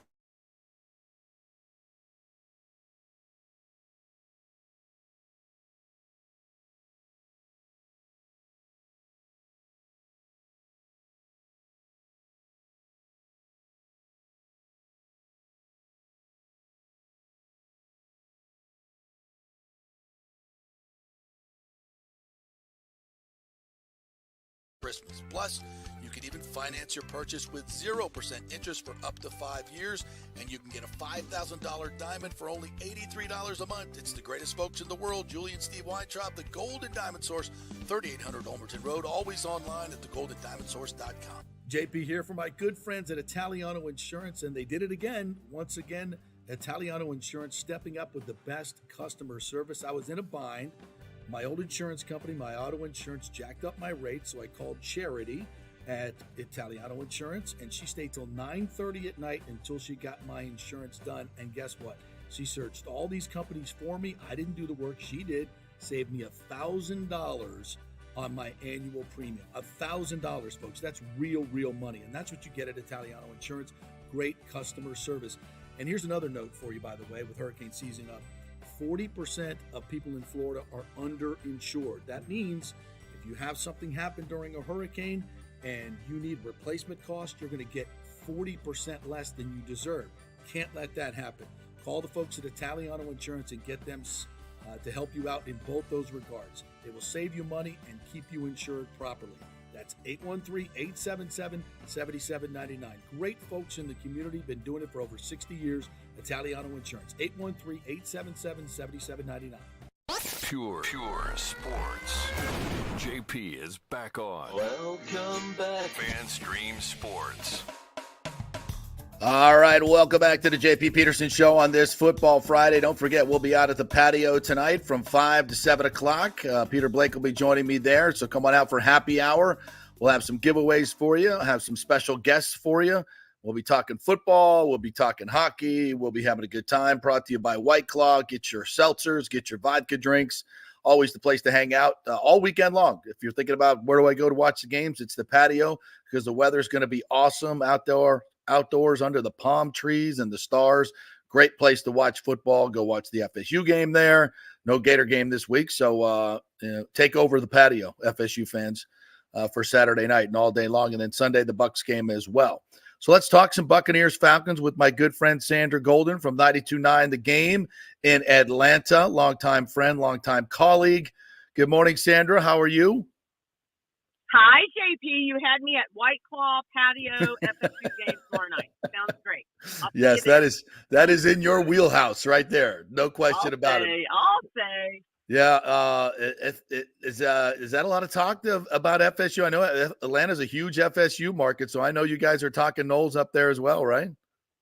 Big time, and I'm not trying to get too excited yet because we're in the middle of Georgia Bulldog country, so I'm just trying to quiet confidence over here, representing the Garnet and the Golden. Yeah. Oh, can you imagine a Georgia FSU semifinal? Ooh. JP, I'm praying for it. I am praying for it. That line is 14.5 this morning. That's a little much for tomorrow night. What do you think? Yeah, we just talked to our good friend Pat Burnham from the Osceola. He thinks it's a little much. I do too. Yeah. But FSU's not been great against the spread. But if Riley Leonard doesn't play, as he points out, Beeline, their other quarterback, has never been on the road, has never started a road game. Oh. And as you know, Seminole Saturday nights. Under the lights, 7:30, little crisp fall air. The whole group including my co-host Nick Geddes this morning, getting lubed up outside in College Town for the whole. He never seen anything like that. So you get a couple of turnovers early in the game, and it could get ugly for Duke. But their defense is really good. FSU has been living and dying by the big play, explosive plays. They don't allow those. So I think if I have to bet the game, which I ain't touching this one, I would definitely take the points. But if you're FSU, just get the dub, move on, stay undefeated, and whoop Miami's ass in a couple weeks, and keep advancing. So, all right. So, what are the Falcons? I've watched a few of their games this year, not full games. I watched the entire fourth quarter last week of the Desmond Ridder meltdown. He just looked awful. What's going on with Desmond Ridder up there? Is the confidence waning in this young man? All right, I want to back up and say that if you're going to bang on Desmond Ridder in that fourth quarter, continue to bang on Arthur Smith and Dave Ragone, because unfortunately, JP, the narrative this week has been equal pointing fingers at Desmond Ridder, who was lights out against the Texans the week before, and just Arthur Smith and Ridder had the worst quarter of their career, in my opinion. So the narrative, and I don't know if you saw this, but I brought it because I wanted to have you read it. The narrative up here this week is that this offense is too much, not only for Ridder, but that offensive line was getting squashed a lot. So Caleb McGarry said to The Athletic, the offense is infinitely complicated. There are so many moving parts that have to be in just the right place at just the right time for long enough. The margin for error to get a good play can be a razor's edge. Okay. Interesting. You've got your rookie quarterback. So in my mind, I'm like, why aren't they setting this kid up to succeed? And if you were watching last fourth quarter, you had 2 delayed game penalties, one after spiking the ball. Like, how in the world did that happen? You literally spiked the ball. That is, and Arthur Blank was so ticked off. He came on the show with us on Monday. And they always have this, believe it or not, JP, they have this Monday morning, almost like we're meeting with the principal every week. Right. Yeah. And he wanted to know why it was, he's not a tight business operation that fourth quarter. So that's the narrative. Should they be simplifying things for Desmond Ridder? Make the game slow down for him. Because when he gets in those panicky situations, instead of throwing the ball out of the end zone, he's, turnover after turnover. You can't have 3 interceptions. The Falcons defense is really good. They're 4th overall in the NFL in a ton of categories. They are really good. But this offense, the running game hasn't been working the last 2 games. And I know what the Bucs did to Detroit's running game. So, that could be a real problem. If you're going to ask Desmond Ridder to throw the ball 47 times, I think that is big. That is not. You're not setting him up to succeed. And I was coming right to the running game there, because if we know what helps out a young quarterback, it is having a really good running game. And there's a reason why Bijan Robinson was taken 8th overall. And it feels like, and we know the talent on Atlanta's offense, London, Pitts, and Bijan. And it feels like at various points they've struggled to figure out how to use London, how to use Pitts. Now they figured that out the last couple weeks, but now it feels like the attention turns to Bijan Robinson, because 3 of his last 4 games, he's been held to under 50 yards. Maybe hasn't gotten many of the carries because Algier is still involved. what's going on there with Bijan, and why do you think he hasn't been a part of the offense as much the last 3 to 4 games? It's not working. What they're doing is not working. So this two-headed monster that should have been Algier and Robinson, if you watch game 1 against Carolina, they were using it very balanced, and they would, have Bijan touch the ball more. So now Cordero Patterson's in the mix. So now what do they do? They're calling Cordero with this joker position. I believe he only had 2 plays last week at all. But Bijan is not – I mean, they're averaging, I believe, 2.8 in the last 2 games running the ball. Wow. The offensive line is struggling, y'all. Our offensive line, which is making a lot of money, that's a very expensive, mediocre offensive line. So, and I believe this week we have Caleb McGarry is the one who said Matthew Bergeron in there. Oh, my God, y'all. This could be big trouble. Big trouble. Sandra Golden joining us from 92.9 The Game in Atlanta, covering the Falcons. The importance of this game cannot be overstated for really both teams. Yeah. Obviously the rivalry there that goes on. And you wonder, Baker Mayfield, quarterback versus quarterback. Clearly he's got the experience. He's been through these wars. He's been through these games, these big time NFL games, knows what it's all about. Desmond Ridder does not. Break down the quarterback matchup in this for us. Baker Mayfield gets the check mark. So Desmond Ridder has not won an NFL game on the road. So where does that come into play in the head game? Right. And you're asking him to do too much. The offense is really, really difficult. So this all sets up to look like it's a head scratcher. And let me tell you, JP, this week has been nothing but kill Ridder. And Matt, I don't know if you saw Matt Ryan's comments, but no, I did not. Matt Ryan called our game. So he called the game this week, and he is saying the next 6 games or so, you're going to find out what kind of quarterback you have. And by saying that, he was saying that Desmond should have played more last year. Yeah, so they didn't bring him in, except, so I don't know what in the world was going on that they thought Marcus Mariota would bring us to the promised land. Don't get me started. And don't get me started on why Desmond Ridder didn't take us but 1 snap in the series in preseason. So, okay, that's another whole sidebar. So Baker Mayfield, doesn't everybody just love him down there? Love him. As I was mentioning on your competitor station this morning, it's like Tom was great. It was the homecoming king coming here, embracing us, and everybody. We kissed the ring and the ass and all that stuff. But Tom never went. He went to Target once, I think, while he was here for 3 years. Baker's been everywhere. I mean, he's serving burgers at McDonald's. He's doing everything, and everybody loves him. He's running. He's actually running through people, running and taking hits. And it's a blue collar town. We love us some Baker Mayfield. Now, a little bit of a little bloom off the rose last week. He missed a bunch of maybe some open throws, and the receivers need to bear some of that blunt as well. But we love us some Baker Mayfield. But this is a big game. Yeah. He's got to step up and make some plays against a really, really good defense. Yeah. So to go to 4-2 with 2 wins in the division, that's terrible. So it's a big deal. It's a big game. Is your boy Vita Vea going to play, or what's going on? Vita Vea is definitely going to play. He's. I think they're just kind of resting him. He's one of those big guys that just needs a little bit of rest. So I think he's going to play. Kalijah Cansey, their first round pick, who hasn't played since last week, was really his first full game, and he made an impact. He's a smallish type of defensive tackle that just causes problems. So I'll be interested to see how he plays. But, I got to ask you this. We've had like invasions in the past few weeks from Eagles fans, and Lions fans even took over the stadium. Yeah. Are Falcons fans traveling? They don't even travel to their home games for the most part, right? So they're not there. I don't expect to see a big Falcon group down here this week. Let me tell you something. If they would have been 3-3, they ain't going anywhere. No way. But I mean, if the hype that was surrounding this team preseason, JP, was insane. Of just, we've got Bijan, we've got Drake London. Who are you going to stop? Pick your poison. Well, that has not happened. It has absolutely not happened.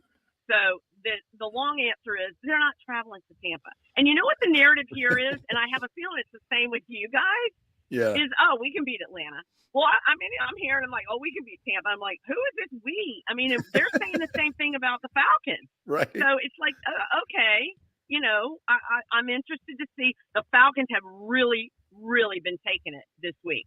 Criticism, this 3-3. Because, Is this Arthur? the Is this decision Arthur on that- Smith? Is this more Arthur Smith generated than it is Desmond Ridder? I mean, I'm hearing you say that there's not a lot of confidence in this coaching staff, not even from the owner. I'm telling you, he had his worst quarter. So what have you done for me lately? That's what's in our mind. That fourth quarter with, and by the way, it started with, why are you going for 2 points in, halfway in the third quarter? I didn't understand that. They missed it. The momentum swung. It's a comedy of errors down there. And you cannot set up your rookie quarterback who doesn't have the experience and wherewithal to navigate trying to get a long and winding play call in with 2 seconds left. Yeah. That is not on Desmond Ridder. No, I agree. I had to ask too, because, you mentioned, a lot of people down here love Baker and all that, and I'm sure confidence is low in Desmond Ridder, but, behind him is Taylor Heineke. And, has there been any, calling for him? Because, I understand Ridder, you want to see what you have in the young guy, but the division is very winnable, right? And Heineke, I've seen him take a team that wasn't that great. I saw him take him to the playoffs. I saw him have Tom Brady and the Bucs on the ropes in a playoff game. He can win in a pinch. I mean, is that kind of like that situation? It's hard because maybe Heineke gives you the best chance to win, but you want to see Ridder right now? They're going to see Ridder. And listen, we were 2-1. We lost to Detroit, and they're calling for Taylor Heineke. The most popular guy in the building is the backup quarterback. Right. But not only Arthur Smith, but also Mr. Blank have been very clear about we're going forward with Desmond Ridder. And listen, that third-round pick, they've got to let him either win the job, and if that's what Matt Ryan was saying, give him enough experience to whether you're going to know what he's about. You don't know what he's about right now. Right. Well, this is going to be an interesting one, Sandra. I can't wait. A lot of big games this weekend, but for the Bucs fans, this is going to be huge. Well, thank you for joining us. As always, you're one of my favorite human beings in the world. Please give my best to Steak and the whole group up there. Always good to chat with you, and hopefully you going down to FSU for the Miami game. Will we see you there? I'm thinking if that's the one I'm going to circle and head down. So, I'm so excited. And listen, JP, I always say this: you are the reason you get credit and the blame for me being in this business. Taught me so much, and let me kind of sow my oats there. So I really, really appreciate y'all, and I appreciate you having me on. Anytime, Sandra. You're the best. Thanks. Hopefully, we'll see you in town. Okay, bye, you guys. All right. There's bye. Sandra Golden at Sports Sandra. Follow her 92.9 The Game. Great follow. Very snarky in her sports takes. So very, very much like me. It's snarky follow. Gotta love it. All right. You've created a nucleus of snarkiness. That's what we do in your career. That's what you do. That's what we do. We have to hit one more break. Hey, it's your show. You can run. Right. You can run things. I'll hit the buttons. Whatever you want to do. All right. Well, let's keep going then. We got some NFL other games to talk about. We got some other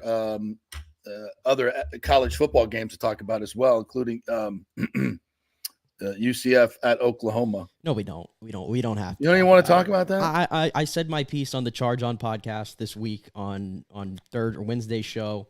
Not a lot of confidence there.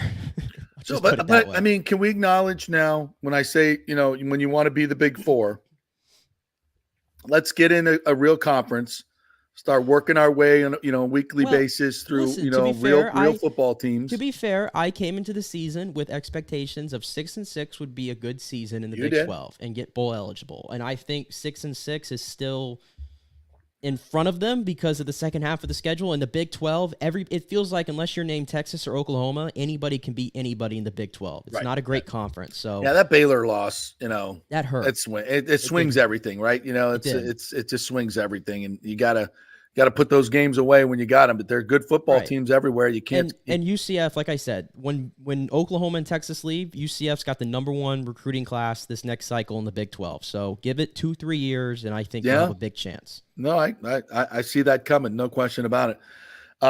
You got FSU and Duke, and you got Ohio State and Penn State.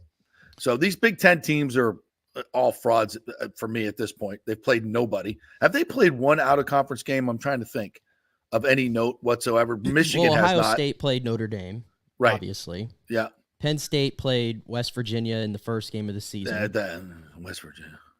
Ohio State played Notre Dame and Michigan's should have lost that schedule- game. And Michigan's schedule doesn't test them at all. Yeah. And how about Harbaugh? What the hell's going on with that? Sign stealing. I don't know. Did you see the clip of the Schiano interview at the Rutgers game? Yeah, he was not happy. He was not happy. Kind of alluded to it. Yeah, he's like, there's stuff going on here, you know. Right.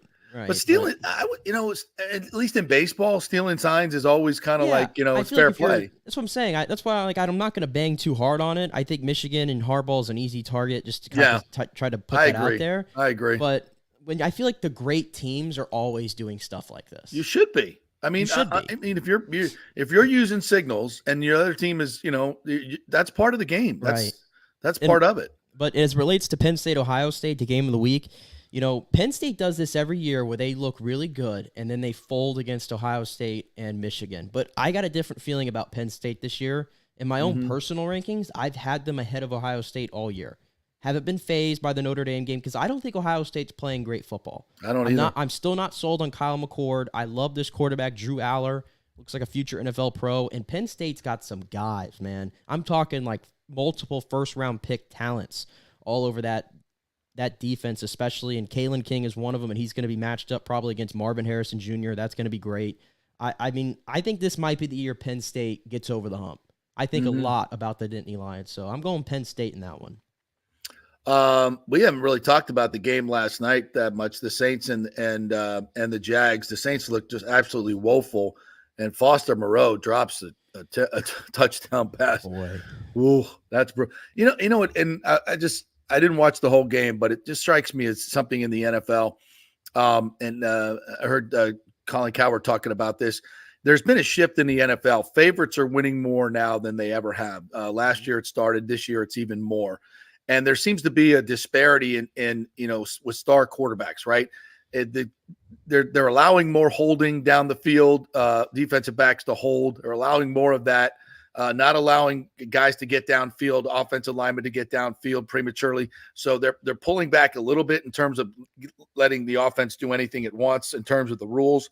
So now it becomes, these star quarterbacks are having more success. And it comes to me that, not only is it the star quarterbacks, if guys aren't open as much as they used to be, to me, it's like star quarterbacks will push the ball down the field. Now you're going to get some picks, obviously, but you got to get big plays. And I think star quarterbacks have more of a leash, right? Young quarterbacks don't want to throw picks. You throw a couple picks, you may lose your job. You may never get it back. Whereas, a Patrick Mahomes or to this a much bigger degree, Josh Allen, he's not losing his job, but he could force the ball down the field and throw some picks, but endure it, and come back. He did that early in the season. And I think that these experienced and star quarterbacks know that it's less of a room for error now. But you still got to force it down the field at some times and have your receivers make a play. And for New Orleans, they've just been so conservative all year long. Derek Carr hadn't really been pushing the ball down the field until you have to. And then you have success. He's been what I would call a check down merchant this year. Ever since and how much of that is Dennis Allen? These defensive coaches, and I'll put this on Bowles as well. These defensive coaches don't want you taking chances because they're so absolutely terrified of the turnover. But at some point, you got to push the ball down the field to score points. What makes no sense what made no sense in that game for New Orleans is they struggled. Like, it took them 4 opportunities to get the ball in on the goal line late in the game, and they ran 3 straight plays to Kamara. Yeah. Okay. Why did you sign Jamal Williams then? Because Jamal Williams had 17 touchdowns last year. 17 touchdowns. He just got back in the lineup for this game. That's your goal line back, but you're trying to force it with Kamara, and then eventually they give it to Taysom Hill, and he walks right in because Taysom Hill's good at that. So I saw, you're not putting your players at the best position, and then when it comes to the goal line when you're trying to throw, why'd you sign Jimmy Graham? What was the point of bringing Jimmy Graham back? Hello? Yeah. I don't know if he may. It's hard to say, but if Jimmy Graham's in that same position that Foster Moreau's in, but I've seen Jimmy Graham make that play his entire career, and you feel like he was brought back for that moment, right? Exactly. So where's he at? Yeah. So I can't figure out New Orleans whatsoever right now. All right. Once again, we'll be at the patio tonight, 5 to 7 o'clock. Peter Blake will be joining me there. So come on down and say hello in South Tampa there. Come on, have a beer with us. We got the happy hour going on. $1 off all beer and wine, $4 White Claw seltzers and vodka drinks. So come on, get your happy hour on with us today.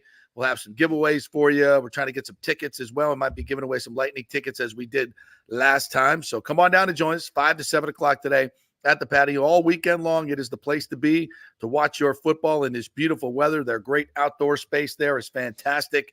Got great food, great everything. So come on down and join us at the patio this weekend. Bolts in Toronto. Don't forget about the hockey team Saturday night, same time as you'll be watching the Duke FSU game. So enjoy yourself there, my friend. Be safe. And my final message before we sign off for the week is for the Bucs game on Sunday. We already mentioned it. Please do not allow the Falcons to take over this stadium. That ain't happening. I don't need to see that. I'm only pointing it out because I've seen a lot of people that I follow, whether it's on Twitter, Instagram, putting their tickets up for sale. I've already seen it. So let's not start this again, please. The thing is, Atlanta doesn't travel. Falcons fans don't travel that much. Well, they barely go to their own games. Exactly. So it's not like the demand for these tickets won't be as much as it's been the other games. So I expect this to be a very 85% Buccaneers crowd. And let's make some noise, get Ritter off his game, and go out and get a big win. This is a must win for me for this Buccaneers. You don't win this game. You want to be 4-2 going into Buffalo. Absolutely. You have to. Yeah, then you're kind of playing with house money, maybe get a dub there. So big game for the Bucs. Of course, we will be breaking it down all weekend long. We'll have a post-game show for you from Raymond James Stadium, myself and Peter Blake. So you can tune into that right here where you tune into the JP Peterson Show. Have a great weekend, everybody. Go Bolts, go Bucs, go Knowles this weekend. We'll even give you a little go Knights. Big upset of Oklahoma. That would be crazy, wouldn't it? Yeah, really crazy. Have a great weekend, everybody. We'll see you Monday.